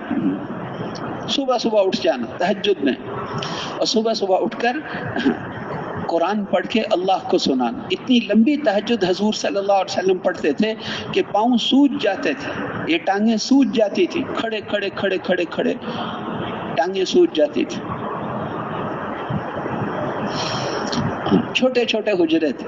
حضرت عائشہ فرماتی ہے میں سامنے بعض دفعہ لیٹی ہوتی تھی، آپ جب تہجد پڑھتے نماز، جب سجدے میں جانے لگتے مجھے ہاتھ لگاتے، میں ٹانگیں پیچھے کر لیتی، 2 سجدے کر کے پھر آپ کھڑے ہو گئے، پھر کھڑے ہو گئے میں پھر ٹانگیں لمبی کر لیتی، دوسری رکعت پتہ نہیں 2 گھنٹے کی ہوگی کتنی ہوگی پتہ نہیں، پھر جب رکوع سجدے میں جانے لگے پھر ہاتھ لگائے، پھر ٹانگیں پیچھے کر۔ گھر میں اور جگہ ہی نہیں نماز پڑھنے کی، کھڑے ہوں تو ہاتھ چھت کو لگتا تھا۔ ولید بن عبد الملک کے زمانے میں اس نے حکم دیا کہ امہات المومنین کے حجرے گرا دو، مسجد نبوی کھلی کرنی ہے۔ امہات المومنین دنیا سے چلی گئی تھی، تو اس وقت جو صحابہ باقی تھے اور تابعین اتنا روئے جتنا کبھی نہیں روئے۔ وہ کہتے تھے کہ کاش کہ یہ حجرے نہ گرائے جاتے تو آنے والی امت تو دیکھ لیتی کہ حضرت محمد صلی اللہ علیہ وسلم نے کن حجروں میں زندگی گزاری۔ اس لیے سادگی، جماعت میں جا کر کم از کم سادگی ہو، سادہ کھانا کھانا، سادگی کے ساتھ چلنا، گھر میں آپ چاہے جو کچھ بھی ہیں سادگی کے ساتھ، ہر کام سادگی۔ وہ پاک زندگی جو حضرت محمد صلی اللہ علیہ وسلم لے کر آئے ہیں اس میں سادگی ہے، حیا اور سادگی، کھانا سادہ، لباس سادہ، سواری سادہ، ہر چیز سادگی سے. اس طریقے سے وہاں پر ہم پھر جلدی اٹھ جائیں، تہجد کی نماز پڑھنا، اس کے بعد دعا مانگنا. حضور صلی اللہ علیہ وسلم کے جو امت پر احسانات ہیں ان میں سے ایک بڑا احسان یہ ہے کہ آپ نے امت کو اللہ سے مانگنا سکھایا ہے. اللہ نے خود بھی ترغیب دی، ادعونی استجب لکم، میرے سے مانگو میں تمہاری دعاؤں کو قبول کروں گا. اور آپ نے فرمایا کہ لیس شیء اکرم علی اللہ من الدعاء، اللہ کے ہاں دعا سے زیادہ قیمتی چیز کوئی نہیں. سائل اللہ لا یخیب، اللہ سے مانگنے والا کبھی محروم نہیں ہوتا، اللہ سے مانگنے والا محروم نہیں ہوتا. اور ساری عبادتوں کا مغز الدعاء مخ العبادہ، ایک حدیث میں الدعاء هو العبادہ، دعا ہی اصل عبادت ہے، دعا مومن کا ہتھیار ہے. ایک حدیث میں آتا ہے، آپ نے فرمایا کہ تقدیر کو کوئی چیز نہیں بدل سکتی سوائے دعا کے. تقدیر جو اللہ نے ہمارے بارے میں لکھ دیا ہے، دعا اتنی طاقتور چیز ہے کہ اس سے تقدیر بھی بدل جائے گی. اس بیان کو تو اللہ سے مانگیں گے انشاءاللہ. رات کو اللہ سے مانگنا، پھر حضور نے طریقہ بھی بتایا، حدیث میں آتا ہے جب دعا کرو تو پہلے اللہ کی تعریف کرو. جب دعا کرو تو پہلے اللہ کی تعریف کرو. اے اللہ آپ کی اتنی تعریفیں ہوں جن سے آسمان بھر جائیں، جن سے زمین بھر جائے، جن سے ان کا خلا بھر جائے. ہاں اے اللہ آپ کی اتنی، حضور بہت تعریفیں کرتے تھے. تو پہلے اللہ کی تعریف کرو، پھر درود شریف پڑھو، پھر اپنے سے شروع کرو، پھر ساری انسانیت کے لیے. جب ہم ساری انسانیت کے لیے رو رو کر مانگیں گے تو ہماری دعائیں حضرت محمد صلی اللہ علیہ وسلم کی دعا کے مشابہ ہو گئی. بیچ میں جو اپنے لیے مانگی ہوگی تو فوراً قبول ہو جائیں گے. امت کے لیے جب حضور کی دعا کے مشابہ ہو گئی تو فوراً قبول ہوگی. صبح صبح اٹھ کے 4 کام ہیں، تہجد بھی پڑھنا، دعا بھی مانگنا. اور ایک دعا کیا تھی حضور کی؟ اے اللہ میرے دل میں نور پیدا فرما، میری آنکھوں میں، میرے کانوں میں، میری ہڈیوں میں، میرے پٹھوں میں، میرے خون میں، میرے گوشت میں، میری ہر چیز میں نور پیدا فرما. ہم بھی دعا مانگیں، اے اللہ ہمارے دل میں نور کا سمندر پیدا فرما. اسی طرح جتنی دعائیں آپ نے مانگی ہیں وہ مانگنی چاہیے. آپ ایسی دعائیں پسند فرماتے تھے جو جامع دعائیں ہوں. اے اللہ مجھے جتنی خیریں آپ کے خزانے میں ہیں وہ ساری مجھے دے دیں، جتنے شر آپ کے خزانوں میں ان سب سے بچا لیں. دعائیں سکھا کر گئے ہیں ہر موقع کی. جیسے رات سوتے وقت، کل بتائی تھی نا ایک دعا، رات سوتے وقت آپ نے فرمایا یوں پڑھو، اللہم انی اسلمت نفسی الیک ووجہت وجہی الیک وفوضت امری الیک والجأت ظہری الیک رغبتا ورہبتا لا ملجأ ولا منجأ منک الا الیک آمنت بکتابک الذی انزلت وبنبیک الذی ارسلت. پھر ایک دعا آپ نے سکھائی مصیبت زدہ کی دعا. مصیبتوں تکلیفوں میں کیا کرنا چاہیے؟ اس میں 3 دفعہ لا الہ الا اللہ آتا ہے. ہمیں کہ یوں پڑھو، لا الہ الا اللہ العظیم الحلیم، لا الہ الا اللہ رب العرش العظیم، لا الہ الا اللہ رب السماوات ورب الارض ورب العرش الکریم. بس یہ دعا پڑھ کر گئے تھے. وہ جو بادشاہ نے جو قتل کے لیے بلایا تھا انعام دے کر واپس کیا. رات کو سفر میں اعوذ بکلمات اللہ التامات من شر ما خلق 3 دفعہ پڑھ لو، کوئی چیز تمہیں نقصان نہیں دے سکتی. پڑھیں گے انشاءاللہ، دعاؤں کا اہتمام بس. اور پھر اس کے بعد بسم اللہ پڑھ کے، ہر چیز بسم اللہ کر کے کرنی چاہیے. بسم اللہ. سال میں 1 رات، حضور نے فرمایا سال میں 1 رات ایسی آتی ہے کہ آسمان سے وبائیں اور مصیبتیں نازل ہوتی ہیں. اس لیے رات کو روزانہ اپنے برتن بسم اللہ پڑھ کر ڈھک دیا کرو.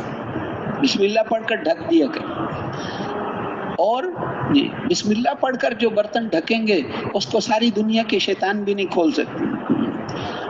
برتن ڈھک کر سونا چاہیے.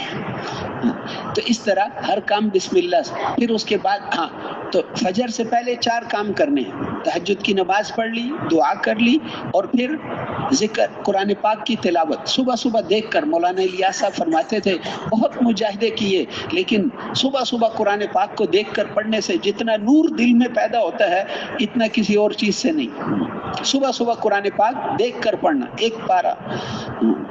صحابہ میں سے جو حافظ نہیں تھے وہ روزانہ ایک منزل پڑھ لیتے تھے، یوں آتا ہے.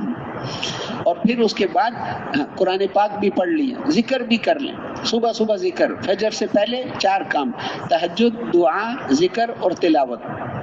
صبح صبح ذکر کرنے سے نفس اور شیطان کے خلاف قوت پیدا ہوتی ہے آدمی میں. ذکر سے شیطان آدمی سے ڈرتا رہتا ہے، ذکر نہ کرے تو وہ اس پر دلیر ہو جاتا ہے. بس یہ 4 کام فجر سے پہلے. فجر کی نماز جماعت کے ساتھ، تکبیر اولا. تکبیر اولا 5 اعمال آپ کو بتایا تھا، کل عرض کیا تھا اجتماعی عمل ہیں.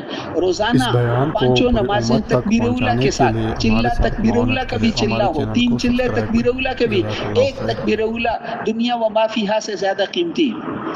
اور روزانہ کا عمومی گشت، عمومی بیان، روزانہ کا تعلیم کا حلقہ، اور روزانہ کا مشورہ، پوری جماعت کا مشورہ، مقامیوں کا بھی مشورہ تو ہم اکٹھے مل کر کریں. یہ اجتماعی اعمال ہیں. اور اکٹھے کھانا، اکٹھے سونا، اکٹھے سفر کرنا، اکٹھے جانا ہے یہاں سے وہاں تک. ایسا نہیں کہ مجھے کوئی کام ہے میں کام کر کے آؤں گا، نہیں، ہم بہت بڑے کام کے لیے جا رہے ہیں. اکٹھے جانا، اکٹھے جانا، اکٹھے آنا، اور سنجیدگی سے چلنا. سنجیدہ، مذاق نہیں. ہمارے ساتھ نوجوان لڑکے ہوتے ہیں، مذاق نہیں کرنا. مذاق کا نتیجہ لڑائی ہوتی ہے. مذاق کا نتیجہ ہمیشہ لڑائی ہوتی.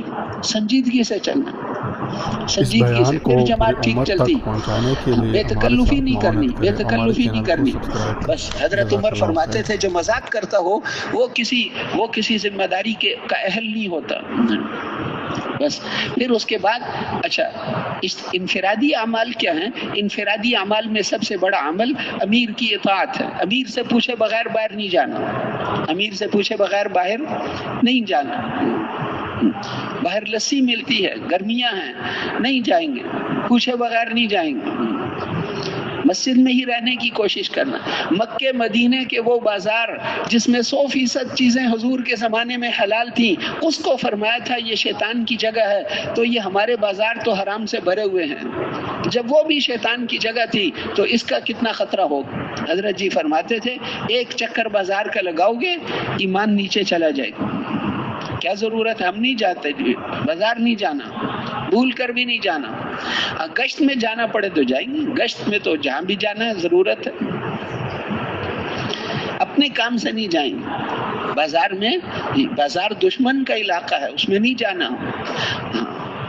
تو اس لیے میرے محترم بھائیوں اور دوستوں، امیر کی اطاعت، سنتوں کا اہتمام، ہر کام سنت سے. مولانا الیاس صاحب اتنے بیمار تھے کہ ان کو اٹھا کر لاتے تھے پہلی صف میں جماعت سے. زندگی میں کوئی نماز بغیر جماعت کے نہیں پڑھی پوری زندگی. تو بستر یہی پہلی صف میں ہوتا تھا. ان کو جب اٹھا کر لاتے تھے بیمار، تو وہ مسجد کی حد جہاں داخل ہوتی ہے تو وہ بایاں پاؤں پیچھے کر، دایاں پاؤں آگے کر لیتے. لوگ کہتے تھے کچھ ہو گیا ہے کیونکہ بیماری بہت تھی. تو وہ کہ نہیں، مسجد کی حد شروع ہو رہی ہے نیچے، تو میں کوشش کر رہا ہوں میرا دایاں پاؤں پہلے اندر چلا جائے. اٹھا کر لا رہے ہیں پھر بھی یہ فکر ہے کہ دایاں پاؤں مسجد میں پہلے جانا. سنت، وضو سنت کے مطابق، سنت کے مطابق. تو میرے محترم بھائیوں اور دوستوں، اس لیے اب وہاں پر جو ہے وہ ہم سنتوں کا پر عمل کریں. دائیں طرف سے شروع کرنا ہر کام کو.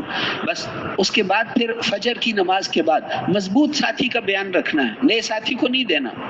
نئے ساتھی سے ہم 6 نمبر تعلیم میں ہی سن لیا کریں، وہی کافی.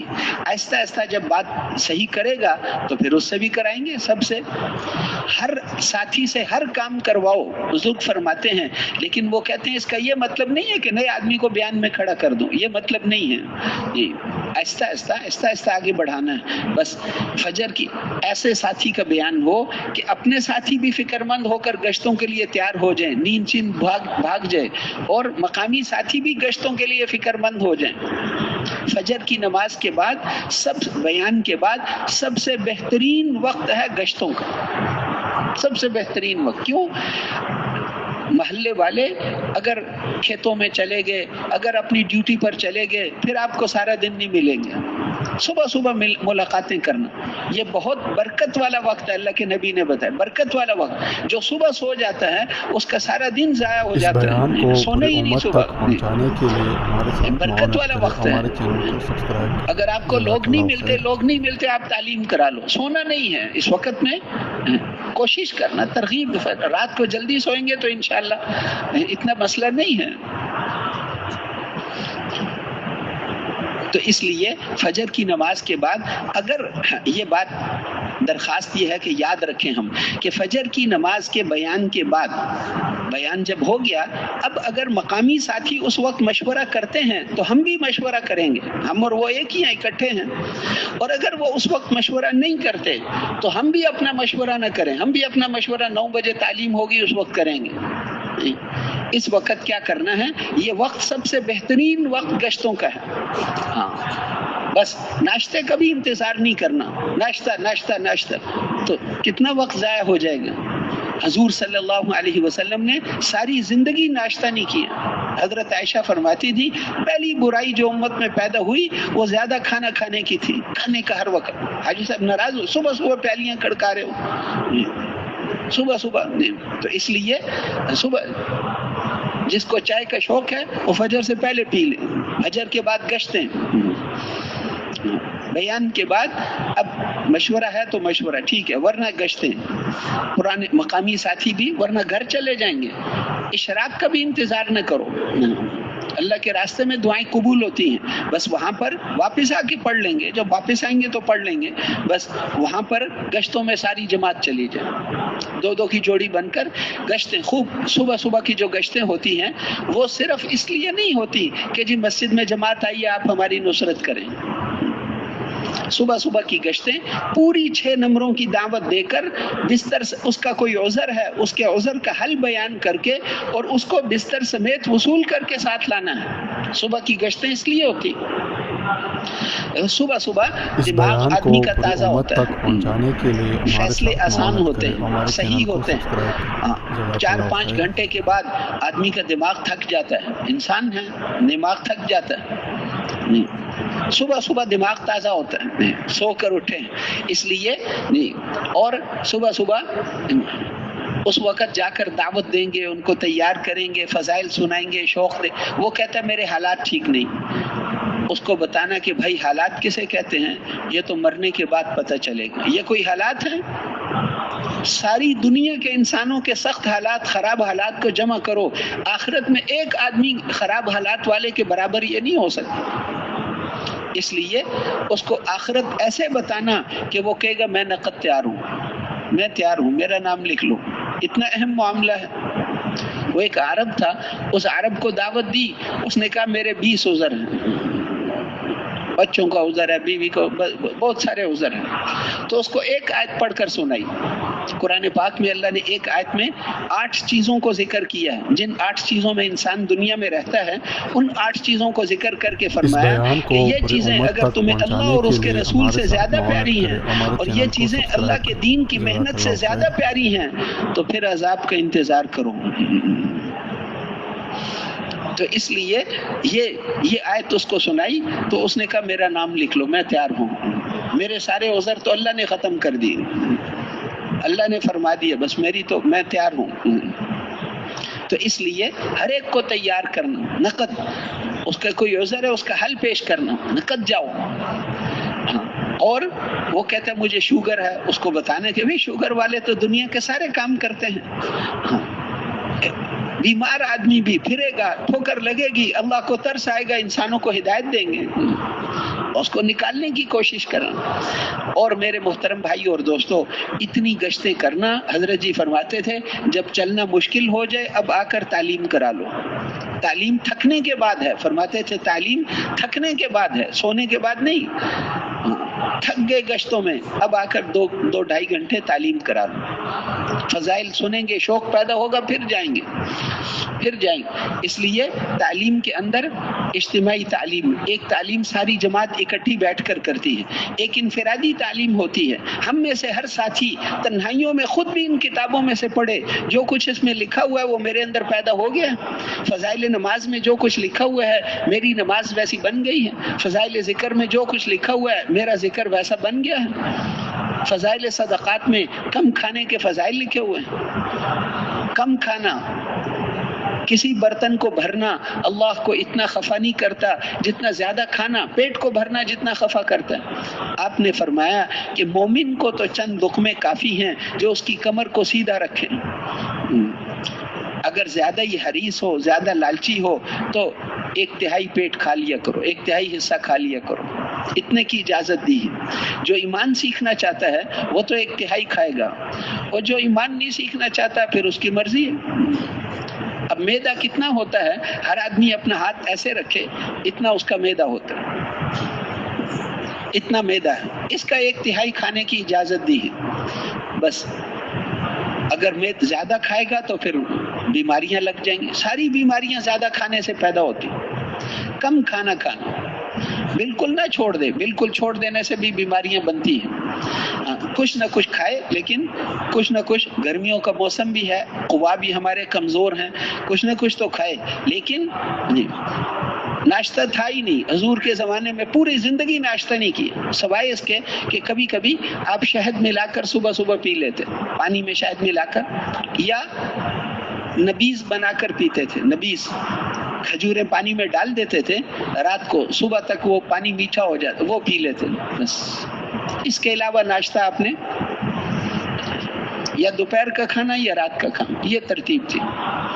اس لیے نہیں تو میرے محترم بھائیوں اور دوستوں، گشتوں میں ہم جائیں، وہاں سے تھک کر آ جائیں تو تعلیم کرا لیں، اور خدمت والوں کو پہلے سے بتا دو 11 بجے کھانا تیار ہو، ہمیں نہیں پتا، جو بھی پکاؤ 11 بجے تیار ہو۔ ہر ایک ان کو جا کر مشورے نہ دے، یہ پکاؤ یہ پکاؤ، بس 11 بجے تک تعلیم بھی ہو گئی، اور 11 بجے تعلیم کے تینوں حصے، فضائل کی کتابوں سے پڑھنا، تجوید اور 6 نمبروں کا مذاکرہ۔ تعلیم کی بات کل عرض کر دی تھی نا کہ تعلیم کے اندر ہر ساتھی 6 نمبر سنائے، بعض دفعہ کتاب سے زیادہ پڑھ لیتے ہیں، پھر آخر میں امیر صاحب کہتے ہیں 2 کی جوڑی بن کر 6 نمبر سنا دو، ایسے تھوڑے ہی ہوتا ہے۔ ہر ساتھی 6 نمبر سنائے، ایک سنائے، پھر دوسرا، پھر تیسرا، پھر چوتھا، پھر 5واں، پھر 6ٹا۔ اذا تقرر، جب بار بار ایک بات کریں گے تو وہ دل میں اترتی ہے، بار بار سنیں گے، بار بار کہیں گے، پھر دل میں 6 نمبر یاد نہیں کرنے، 6 نمبر اندر پیدا کرنے۔ پھر ہر نمبر کو پیدا کرنے کا طریقہ کیا ہے؟ 3 محنتیں ہیں، اس کی دعوت بھی دینا، اس کو اپنے اندر لانے کی محنت کرنا، پھر رو رو کر اللہ سے مانگنا، اے اللہ میں صحیح یقین دل میں پیدا کرنے کی بہت محنت کرتا ہوں، لیکن دل میرے ہاتھ سے نکل جاتا ہے، پھر محنت کرتا ہوں، پھر دل ہاتھ سے نکل جاتا ہے، اے اللہ میرے سے نہیں ہوتا، آپ پیدا کر دینا میرے دل میں۔ حضرت ابو بکر کو اتنا مضبوط ایمان آپ نے دیا تھا، حضرت عمر کو ایسا ایمان آپ نے دیا تھا۔ حضور نے ایک دفعہ فرمایا، کبھی کبھی آپ صبح خواب صحابہ کے ساتھ روزانہ بیٹھتے تھے، کبھی آیتیں، کبھی حدیثیں، کبھی کبھی خواب بھی سناتے تھے، آپ کا خواب تو وہی ہوتا تھا۔ ایک دفعہ آپ نے فرمایا کہ میں نے آج رات کو خواب میں اپنے صحابہ کو کپڑوں میں دیکھا ہے، کسی کے کپڑے یہاں تک، کسی کے یہاں تک، کسی کے یہاں تک، عمر ابن خطاب کے کپڑے پیچھے تک گھسٹ کر جا رہے تھے۔ لوگوں نے کہا اللہ کے رسول اس کا مطلب کیا ہے؟ کہ اس کا مطلب ایمان ہے، ایمان ہے۔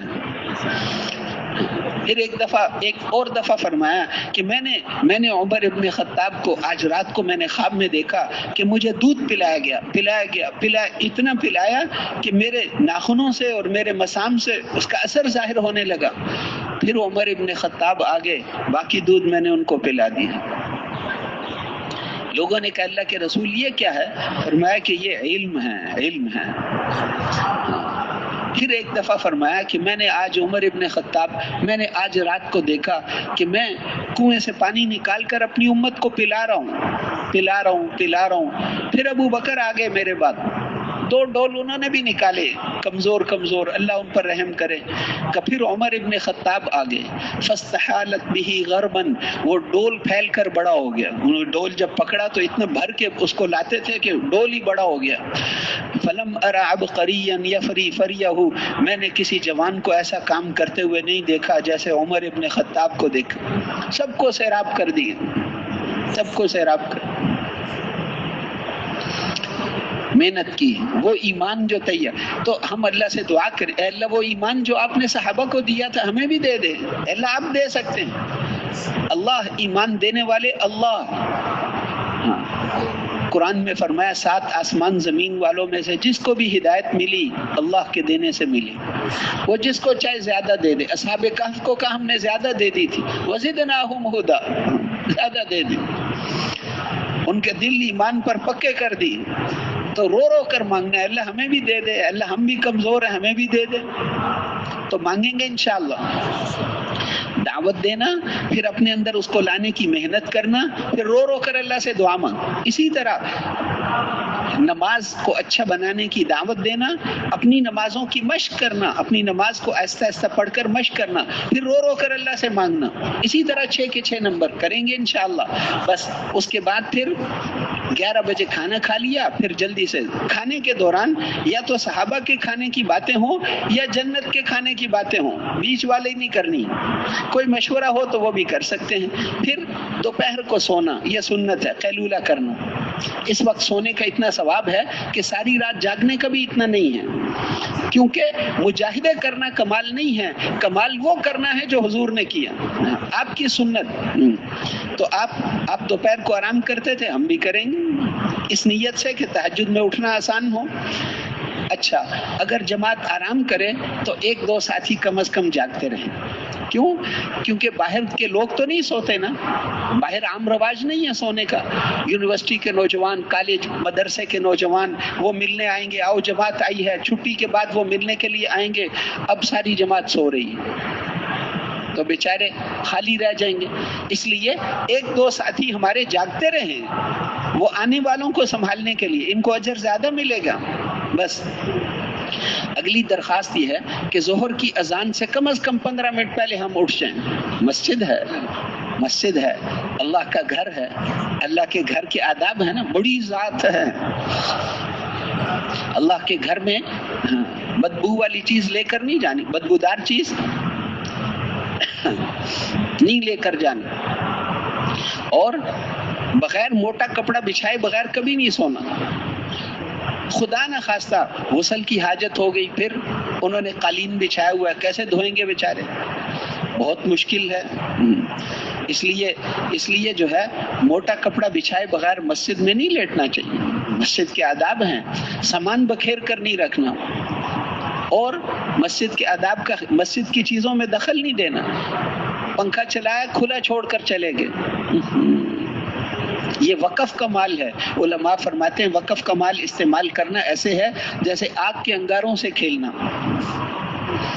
یہ ایک آدمی کا مال نہیں ہے, مسجد کا متولی آپ کو معاف نہیں کر سکتا, اس کے پیسے تھوڑے ہی ہیں, یہ تو وقف کا مال ہے, اس کی معافی بھی نہیں ملتی. اس لیے احتیاط کرنا. مسجد کی بجلی, مسجد ایک پنکھے کے نیچے 3-4 آدمی سو سکتے ہیں, 8-10 فٹ تک ہوا جاتی ہے اچھی طرح. ہر آدمی الگ پنکھا لگائے. بجلی کتنی مہنگی ہے, مسجد والوں کو تکلیف ہوگی, آئندہ جماعتوں کو پسند نہیں کریں گے. بلکہ حضرات فرماتے ہیں کہ ہم نے پنکھا استعمال کیا اور وہاں کی چیزیں استعمال کی, ان کو آتے ہوئے کچھ پیسے دے آؤ کہ یہ مسجد کی بجلی کے بل میں ڈال دینا, وہ بھی خوش ہو جائیں گے. ہم تو نکلے ہی خرچ کرنے کے لیے ہیں, ہمیں تو لگانے پر اجر مل رہا ہے لاکھوں گنا, اور ہمارا کام, ان کا بھی کام بن گیا, ہمارا بھی کام بن گیا. کچھ نہ کچھ پیسے دے کر آ جائیں. اور پھر ظہر سے 15 منٹ پہلے ہم اذان سے اٹھ جائیں, استنجا وضو کر کے مسجد میں آ جائیں. لوگ جو ہے دوپہر کو گرمی ہوتی, مسجد ٹھنڈی ہے, پہلے سے آ جاتے ہیں لوگ, تو چپکے سے ان کے ساتھ بیٹھ کر چپکے دعوت دینا. وہ کہ میں نے سنتے پڑھنی, پڑھ لو ماشاءاللہ, اللہ برکت دے, اس کے بعد دعوت دے دیں گے. ہر نماز سے پہلے دعوت کا موقع ہوتا ہے، ظہر سے پہلے، عصر سے پہلے، مغرب سے پہلے، عشاء سے پہلے، فجر سے پہلے، ہر نماز سے پہلے نمازیوں کے ساتھ چپکے چپکے چپکے چپکے دعوت دینا، انفرادی دعوت، اس کی کوشش کرنا، کریں گے نا انشاءاللہ۔ کوئی موقع ہاتھ سے نہیں جانے دینا چاہیے دعوت کا، بس۔ اچھا، ایک مسجد سے جو دوسری مسجد ہم جائیں تو کوشش کرنی چاہیے کہ عشاء کے وقت چلے جائیں، صبح صبح فجر سے پہلے چلے جائیں۔ کیوں؟ وہاں فجر میں مقامی ساتھی مل جائیں گے، سارا دن کی گشتوں کی ترتیب بن جائے گی۔ اگر ہم 10 بجے اٹھ کر جائیں گے تو پرانے ساتھی تو ملیں گے نہیں، اب وہ کہیں گے شام کو، پرانے شام کو آئیں گے، پھر مشورہ ہوگا۔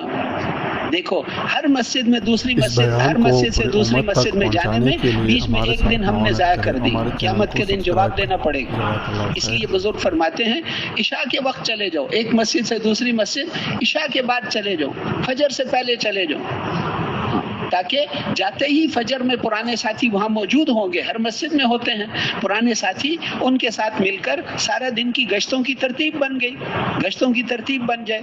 بجائے 10 بجے منتقل ہونے کے صبح صبح جانا چاہیے۔ پھر ظہر کی نماز میں تعلیم ہو گئی۔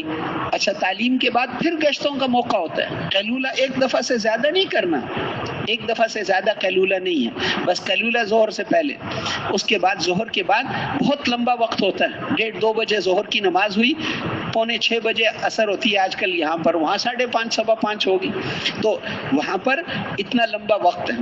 تو تعلیم ہو گئی، اس کے بعد کچھ گشتیں ہو جائیں، ترغیب دے کر ساتھیوں کو ترغیب سے چلانا چاہیے، نرمی سے، شفقت سے ترغیب دے کر گشتیں ہو گئی۔ گرمی ہے لیکن گرمی میں اجر زیادہ ملے گا، اجر زیادہ ملے گا، بس۔ اس کے بعد پھر آپس کے مذاکرے ہو جائیں، پوری جماعت کا اکٹھا مذاکرہ، وہ صرف دعوت سے متعلقہ چیزوں کا ہوتا ہے۔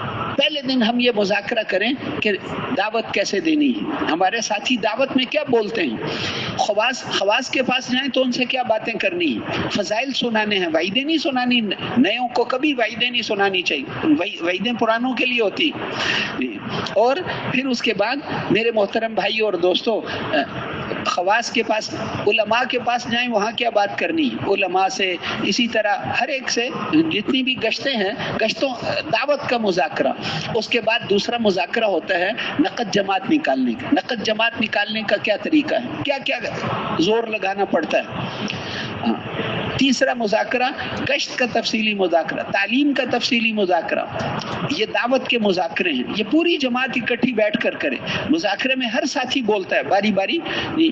اور پھر میرے محترم بھائیوں اور دوستوں، مذاکرے کے اندر یہ کتابیں وغیرہ باہر سے ملتی ہیں وہ نہیں لینی چاہیے، جو باتیں بڑوں سے سنی اس کے مطابق۔ پھر اس کے بعد جو ہے آپس کے جوڑ کا مذاکرہ، آپس کا جوڑ ہر ہفتے میں ایک دفعہ مذاکرہ کرنا چاہیے، ایک دوسرے کو اچھے نام سے بلانا، ایک دوسرے کو اچھی طرح دعوت دینا، اور ہر جگہ سے نقد جماعت بھی نکلے، ہر جگہ سے ساروں کو مسجد کے ساتھ بھی جوڑنا ہے، نقد جماعت بھی نکالنی ہے، اس کا اہتمام کریں گے نا انشاءاللہ۔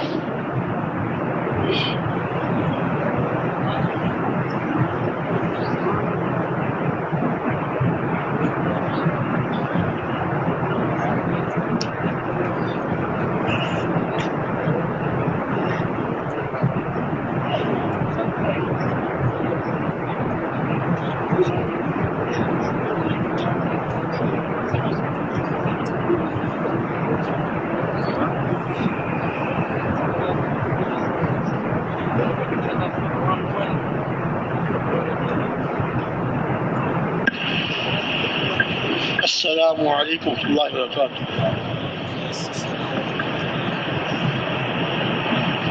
نحمدہ ونصلی علی رسولہ الکریم، اما بعد۔ میرے محترم بھائیو، دوستو، بزرگوں، اللہ رب العزت نے کرم فرمایا، ہم سب کو اپنے راستے میں نکلنے کی توفیق عطا فرمایا۔ یہ اللہ کا بڑا فضل اور کرم احسان ہے، ورنہ آج کے اس گئے گزرے دور میں کس کے پاس وقت ہے؟ ہر آدمی مشغول، ہر آدمی مشغول۔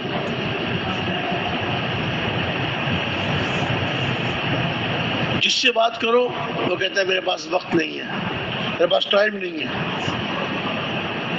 اللہ نے کرم فرما دیا، ہم سب کو اپنے راستے میں نکلنے کی توفیق عطا فرمائی، اس پہ ہم اللہ کا خوب شکر ادا کریں۔ بندہ جب اللہ کی نعمت پہ اللہ کا شکر ادا کرتا ہے، اللہ تعالیٰ نعمت کو بڑھاتے ہیں۔ بندہ جب اللہ کی نعمت پہ اللہ کا شکر ادا کرتا ہے، اللہ تعالیٰ نعمت کو بڑھاتے ہیں۔ ارشاد فرمایا اعوذ باللہ من الشیطان الرجیم لئن شکرتم لازیدنکم، اگر تم شکر ادا کرو گے البتہ ضرور ضرور میں تم پر اپنی نعمت کو بڑھاؤں گا۔ اللہ تعالیٰ کو اپنے بندوں کا شکر بہت پسند ہے۔ دوسری آیت میں ارشاد فرمایا اعوذ باللہ من الشیطان الرجیم اعملوا آل داود شکرا وقلیل من عبادی الشکور، اے حضرت داؤد علیہ السلام کے خاندان والوں اللہ کا شکر ادا کرو۔ اور اس کے بعد اللہ رب العزت نے ارشاد فرمایا میرے بندوں میں سے شکر گزار بندے بہت کم ہیں۔ اللہ رب العزت جو ہمارے خالق، اللہ نے ہم کو پیدا کیا، ہمارے مالک، اللہ تعالیٰ ہم کو سر سے لے کے پاؤں تک انعامات ہی انعامات۔ انسان کا ہر عضو اللہ کی نعمت، کان اللہ کی نعمت اللہ کا دیا ہوا ہے، آنکھ اللہ کی نعمت اللہ نے عطا فرمائی ہے، زبان اللہ کی نعمت، سارے سر سے لے کے پاؤں تک ظاہری اعضاء اندرونی اعضاء سب اللہ کی نعمت ہے۔ اور اللہ تعالیٰ ارشاد یہ فرمائے کہ میرے بندوں میں شکر گزار بندے کم ہیں۔ اللہ تعالیٰ کو اپنے بندوں کا شکر پسند ہے، خوب شکر ادا کر۔ اور شکر کے ساتھ ساتھ شکر میں یہ بھی شامل ہے اللہ کے راستے میں نکل کر اپنے وقت کی حفاظت کر، اپنے وقت کی حفاظت کر، ایک منٹ بھی ضائع نہ ہو۔ یہ وقت بہت قیمتی ہے، اس کو اعمال میں مشغول رکھیں۔ جب آدمی اپنے آپ کو اعمال میں مشغول رکھتا ہے تو وقت ضائع ہونے سے محفوظ ہو جاتا ہے، ضائع ہونے سے بچ جاتا ہے۔ سب سے ضروری اور سب سے اہم عمل تو دعوت کا ہے۔ دعوت خوب دیں، اللہ کی بڑائی، اللہ کی عظمت، اللہ کی صفات کو، اللہ کی بڑائی، اللہ کی عظمت، اللہ کی صفات کو خوب بیان کریں۔ اللہ کی عظمت، اللہ کی بڑائی، اللہ کی صفات کو خوب بیان کریں۔ اللہ کرتے ہیں، اللہ سے ہوتا ہے، اللہ کے ہر غیر سے، اللہ کے ارادے کے بغیر کچھ نہیں ہوتا۔ اللہ کے ارادے کے بغیر کچھ نہیں ہوتا۔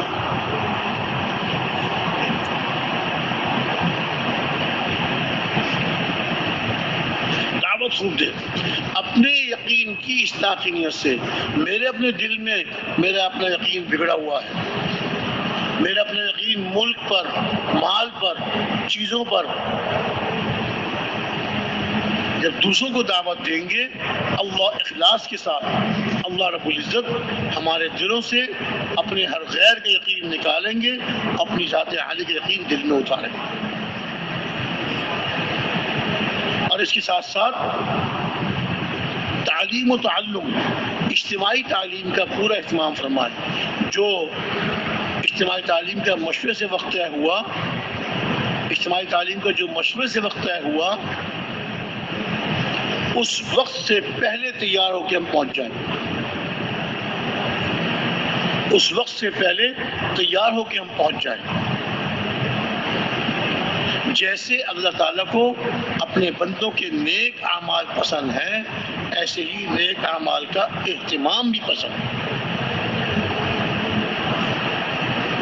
ہم تبلیغ والے عام طور سے نماز کی فضیلت میں 5 باتیں سناتے ہیں نا کہ نماز کا اہتمام کرنے پر اللہ تعالیٰ رزق کی تنگی دور کر دیں گے، قبر کا عذاب ہٹا دیں گے، قیامت کے میدان میں اعمال نامہ دائیں ہاتھ پہ دیں گے، پل صراط پہ سے بجلی کی طرح پار کرا دیں گے، اور جنت میں بغیر حساب کتاب کے۔ یہ ہم عام طور سے ذکر کرتے ہیں نا، ہم نماز کی فضیلت میں بیان کرتے ہیں نا بھائی، کہ نہیں کرتے؟ ارے بتائیے بھائی۔ ہاں، تو اب حدیث میں جو فضائل نماز میں حدیث لکھی ہوئی ہے اس میں یہ ہے کہ جو آدمی 5 وقت کی نماز کا اہتمام کرتا ہے، تو یہ انعامات جو 5 ملتے ہیں، بڑے بڑے انعامات اللہ تعالیٰ کی طرف سے وہ نماز کے اہتمام پہ ملتے ہیں۔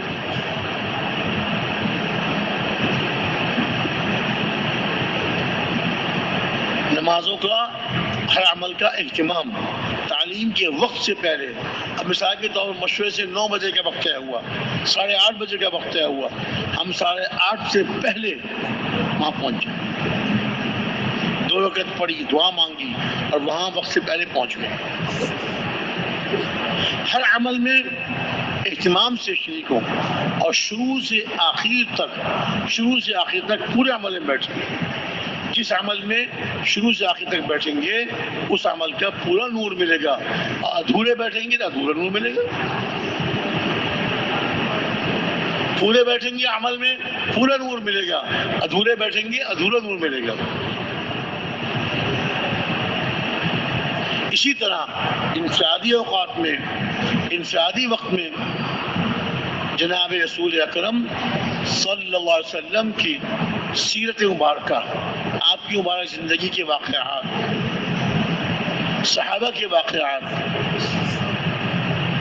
ان کو ہم تھوڑا تھوڑا سیکھتے رہیں، یاد کرتے رہیں۔ لیکن میرے بھائیوں، یہ واقعات حضور اکرم صلی اللہ علیہ وسلم کی مبارک سیرت کے واقعات، صحابہ کے واقعات، یہ کسی مستند کتاب سے یاد کریں، کسی مستند کتاب سے یاد کریں۔ خالی سننے سے اس میں غلطی بھی ہو جاتی ہے، سننے سے غلطی بھی ہو جاتی ہے، سننے میں غلطی ہو جاتی ہے۔ بعض دفعہ بیان کرنے والے ایک واقعہ بیان کر رہے ہوتے ہیں، ہم بڑی توجہ سے ان کی بات سن رہے ہوتے ہیں، ابھی انہوں نے آدھا واقعہ بیان کیا، ہم کو نیند آ گئی۔ اس بیان کو پوری امت تک پہنچانے کے لیے ہمارے ساتھ معاونت کریں، ہمارے چینل اس کو دوران میں سبسکرائب بیان کرنے والوں نے واقعہ پورا کر دیا، کچھ تھوڑی سی تقریب اور دی، اس کے بعد دوسرا واقعہ بیان کیا، شروع کیا۔ ابھی وہ آدھا ہوا تھا کہ ہماری آنکھ کھل جاتی ہے، اچھا وہ واقعہ بیان کر رہے ہیں، آدھا واقعہ پہلا، آدھا واقعہ یہ دوسرا، دونوں کے ملا کے ہمیں تیسرا واقعہ بیان کیا۔ یہ کوئی بڑی انوکھی بات نہیں ہے، بیان سنتے سنتے ہم کو نیند آ جاتی ہے، ہم کچھ سے کچھ بنا لیتے ہیں۔ اس لیے جو واقعہ بھی یاد کریں جناب رسول اکرم صلی اللہ علیہ وسلم کا یا صحابہ میں سے کسی صحابی کا، وہ کسی مستند کتاب سے۔ اب دیکھیں نا، مثال کے طور پر عرض کرتا ہوں، تبلیغ والے ایک بڑا واقعہ بیان کرتے ہیں، سنا ہے کہ تبلیغ والے بڑے اہتمام سے اور سمجھتے ہیں کہ یہ ترغیب کے لیے بڑا اچھا واقعہ ہے، حالانکہ وہ واقعہ حدیثی کتابوں میں پتہ نہیں کہاں سے تبلیغ والوں کو مل گیا، وہ ایک سے دوسرے کو، دوسرے سے تیسرے کو، اس سے سنا، اس سے سنا، اس سے ہمارے بزرگ بیان کر رہے تھے، انہوں نے سنایا تھا۔ وہ بزرگ کون تھے؟ وہ جماعت کے ایک ساتھی تھے، انہوں نے کسی اور سے سنا تھا۔ وہ کیا واقعہ ہے؟ ایک دن بارش ہو رہی تھی، سخت سردی تھی، اور ابو جہل کے مکان پہ کسی نے دروازہ کھٹکھٹایا، سخت سردی اور بارش۔ اب ابو جہل نے کہا، اس بارش میں، اس سردی میں کون آیا ہوا؟ جو اپنی ضرورت لے کے آئے گا میں اس کی ضرورت ضرور پوری کروں گا۔ جب اس نے دروازہ کھولا، سامنے جناب رسول اکرم صلی اللہ علیہ وسلم کھڑے ہوئے تھے۔ پتہ نہیں کہاں سے نکال لیا یہ واقعہ، سوچنے کی بات ہے۔ مکہ مکرمہ میں سردی نہیں ہوتی، پہلی بات یہ ہے، مدینہ منورہ میں بہت سردی ہوتی ہے، مکہ مکرمہ میں سردی نہیں ہوتی۔ اللہ نے مکہ مکرمہ کو 12 مہینے ایک موسم، وہاں لوگ احرام باندھ کے جاتے ہیں نا، احرام باندھ کے جاتے ہیں، 2 چادریں پہنی ہوئی ہوتی ہیں، اگر وہاں سردی ہوگی تو کیا کریں گے پھر؟ نہ سویٹر پہن سکتے ہیں، نہ جرسی پہن سکتے ہیں، نہ وہ جو ہم سردیوں پہنتے ہیں کوٹ اور یہ، تو اللہ نے وہاں سردی رکھی نہیں، اور وہ کہتے ہیں جی بارش ہو رہی تھی، بہت سخت سردی ہو رہی تھی، اور کسی نے ابو جہل کے دفعہ انا للہ و انا الیہ راجعون سنا دیتے ہیں نا واقعہ، اور بڑے شوق سے سناتے ہیں، بڑے اہتمام سے، اتنا عجیب واقعہ ہے، لوگ تو اس کو سن کے بڑے متاثر ہو جائیں گے۔ مستند کتاب سے آتا ہے، سنی سنائی بات پہ اعتماد نہ کریں۔ ایسے ہی جو دین کی موٹی موٹی باتیں ہیں، وضو کے، نماز کے، غسل کے، تیمم کے، فرائض، واجبات، سنتیں، ان کو بھی تھوڑا تھوڑا انفرادی اوقات میں، اجتماعی عمل چھوڑ کے نہیں، انفرادی اوقات میں ان کو بھی تھوڑا تھوڑا یاد کرتے ہیں۔ جو چیزیں نماز میں فرض ہیں ان کا سیکھنا بھی فرض ہے، ان کو یاد کرنا ہی فرض ہے۔ آدمی کو پتہ تو ہو کہ نماز میں کون سی چیز فرض، کون سی چیز نفل، کون سی چیز واجب، کہ واجب چھوٹ جائے، واجب نماز میں چھوٹ جائے غلطی سے تو سجدہ سہو سے وہ واجب ادا ہو جاتا ہے، نماز صحیح ہو جاتی ہے۔ یا فرض چھوٹ گیا نماز ہی نہیں ہوتی۔ تو ہم کو جب پتہ ہی نہیں ہوگا فرض کیا ہے، واجب کیا ہے، تو کبھی جو ہے وہ فرض چھوٹ گیا ہم سمجھیں گے سجدہ سہو کر لو، یہ غلطی ہوئی تھی سجدہ سہو کر لو، حالانکہ نماز ہی نہیں ہوئی۔ اور سنت چھوٹ گئی اس پہ سجدہ سہو کر رہے، حالانکہ سنت پہ سجدہ سہو نہیں ہے۔ سنت چھوٹنے سے نماز میں کمی تو آتی ہے، سجدہ سہو واجب نہیں ہوتا۔ جب ہمیں یاد ہی نہیں، ابھی تو ہم کو یہی پتہ نہیں کہ نماز سے باہر بھی کتنے فرض ہیں اور نماز کے اندر کتنے فرض ہیں۔ اگر میں پوچھوں، میں پوچھ نہیں رہا، اگر پوچھوں تو اکثر کو یاد نہیں ہوں گے۔ دنیا کی باتیں ہمیں خوب یاد ہیں، امریکہ میں کیا ہو رہا ہے، ایران میں کیا ہو رہا ہے، پاکستان میں کیا ہو رہا ہے، توران میں کیا ہو رہا ہے، دنیا کی باتیں خوب یاد ہیں۔ کہ میرے بھائیوں، ہم دین کی موٹی موٹی باتیں بھی تھوڑی تھوڑی یاد کرتے رہیں، اور کسی بھائی کی تجوید میں کچھ کمی ہو، جماعت میں کوئی عالم ہو، حافظ ہو، قاری صاحب ہو، انفرادی وقت میں تھوڑا تھوڑا وہ بھی سیکھتے رہیں۔ ہر مسجد سے نقد جماعت نکالیں، لیکن نقد جماعت لمبے اوقات کی، چلے 3 چلے کی، بیرون ملک میں 1 سال کی، بیرون ملک میں 60 مہینے کی، اندرون ملک 1 سال کی۔ آپ کے ساتھی قربانی کر کے گھروں سے آئے ہیں، اور جماعت کے 8 ساتھی ہیں، 10 ساتھی ہیں، جماعت کے 8 ساتھی ہیں، 10 ساتھی ہیں، اور جماعت نکل رہی ہے سیروزے کی۔ سیروزے کی جماعت تو مسجد والے خود نکال لیتے ہیں، سیروزے کی جماعت تو مسجد والے خود نکالتے ہیں، لیکن چلو اگر وہ بھی نکل جائے تو اچھی بات ہے، لیکن ہماری کوشش تو یہ ہو، ہمارا دن میں کوشش کرنا، گشتیں کرنا، لوگوں کے پاس جانا، ملاقات کرنا، اور راتوں کو اٹھ کے رو رو کے اللہ سے مانگنا۔ لمبے اوقات کی جماعت کوشش کریں گے نا بھائی، انشاءاللہ، کیوں بھائی کوشش کریں گے، سب بھائی کوشش کریں گے نا انشاءاللہ۔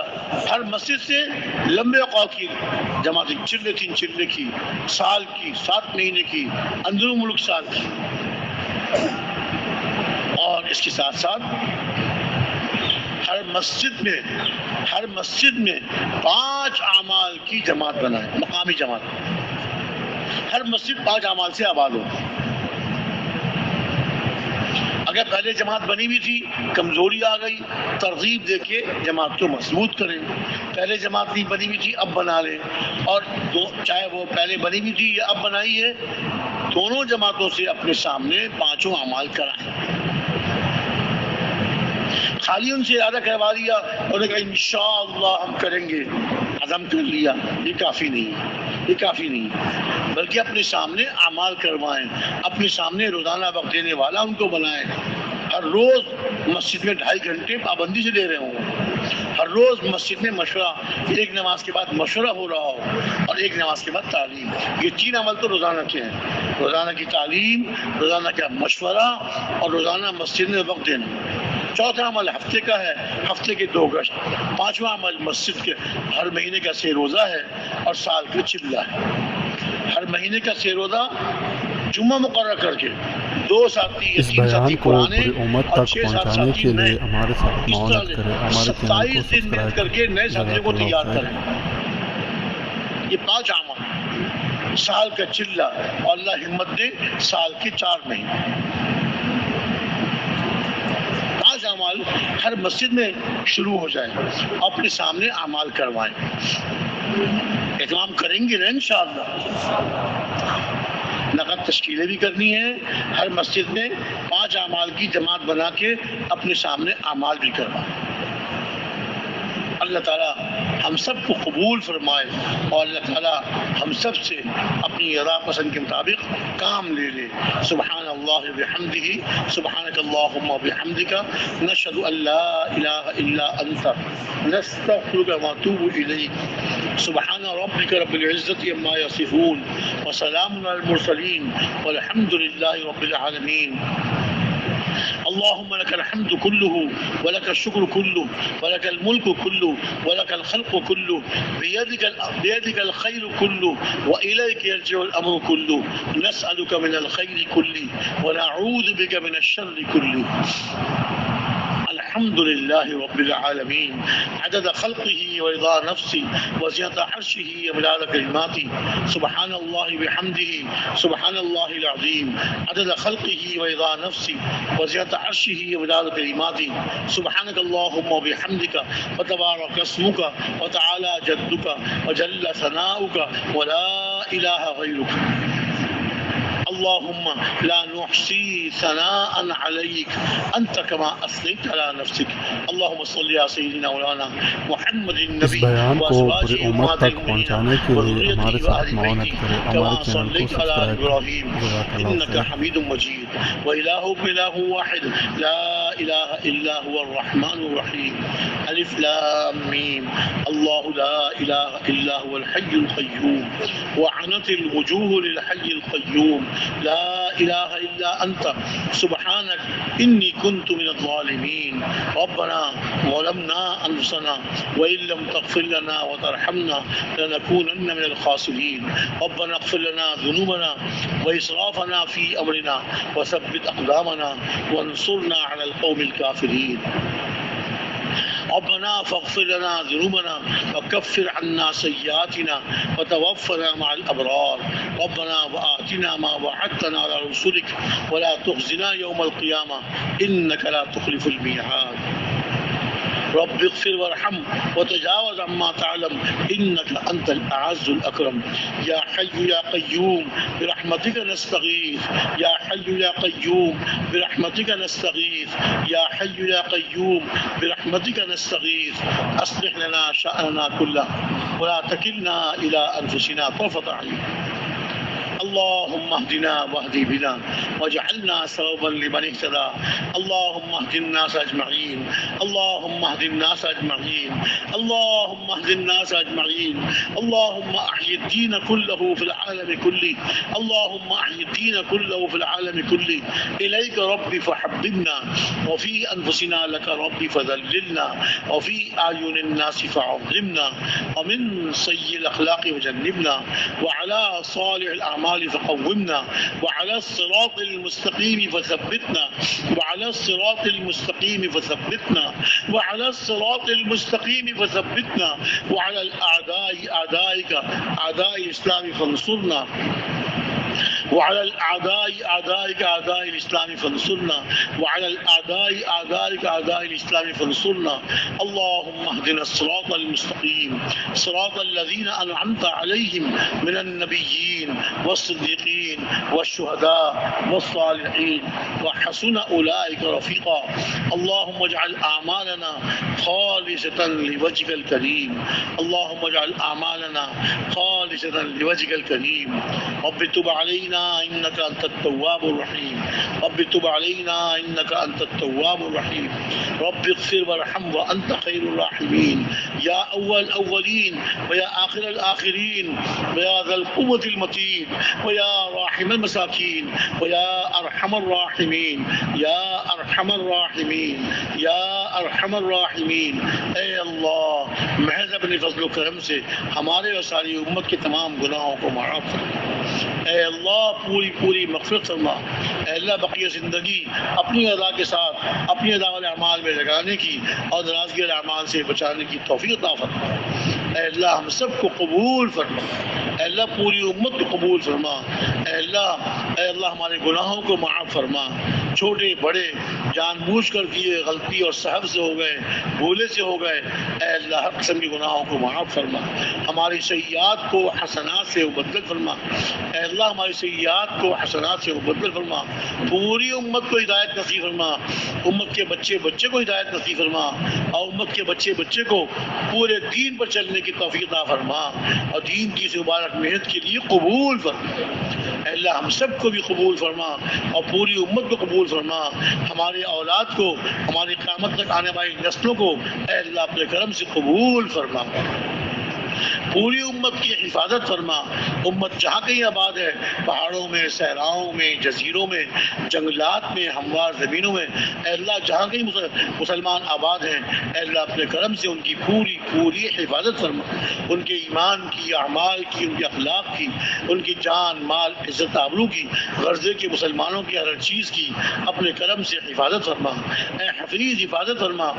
اے اللہ آپ حفاظت فرمائیں تو کوئی نقصان نہیں پہنچا سکتا، آپ حفاظت نہ فرمائیں تو کوئی بچا نہیں سکتا۔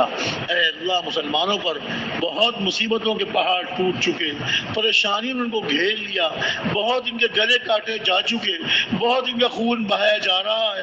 اے اللہ ان کی عزتیں لوٹی جا رہی ہیں، ان کے مال لوٹے جا رہے ہیں۔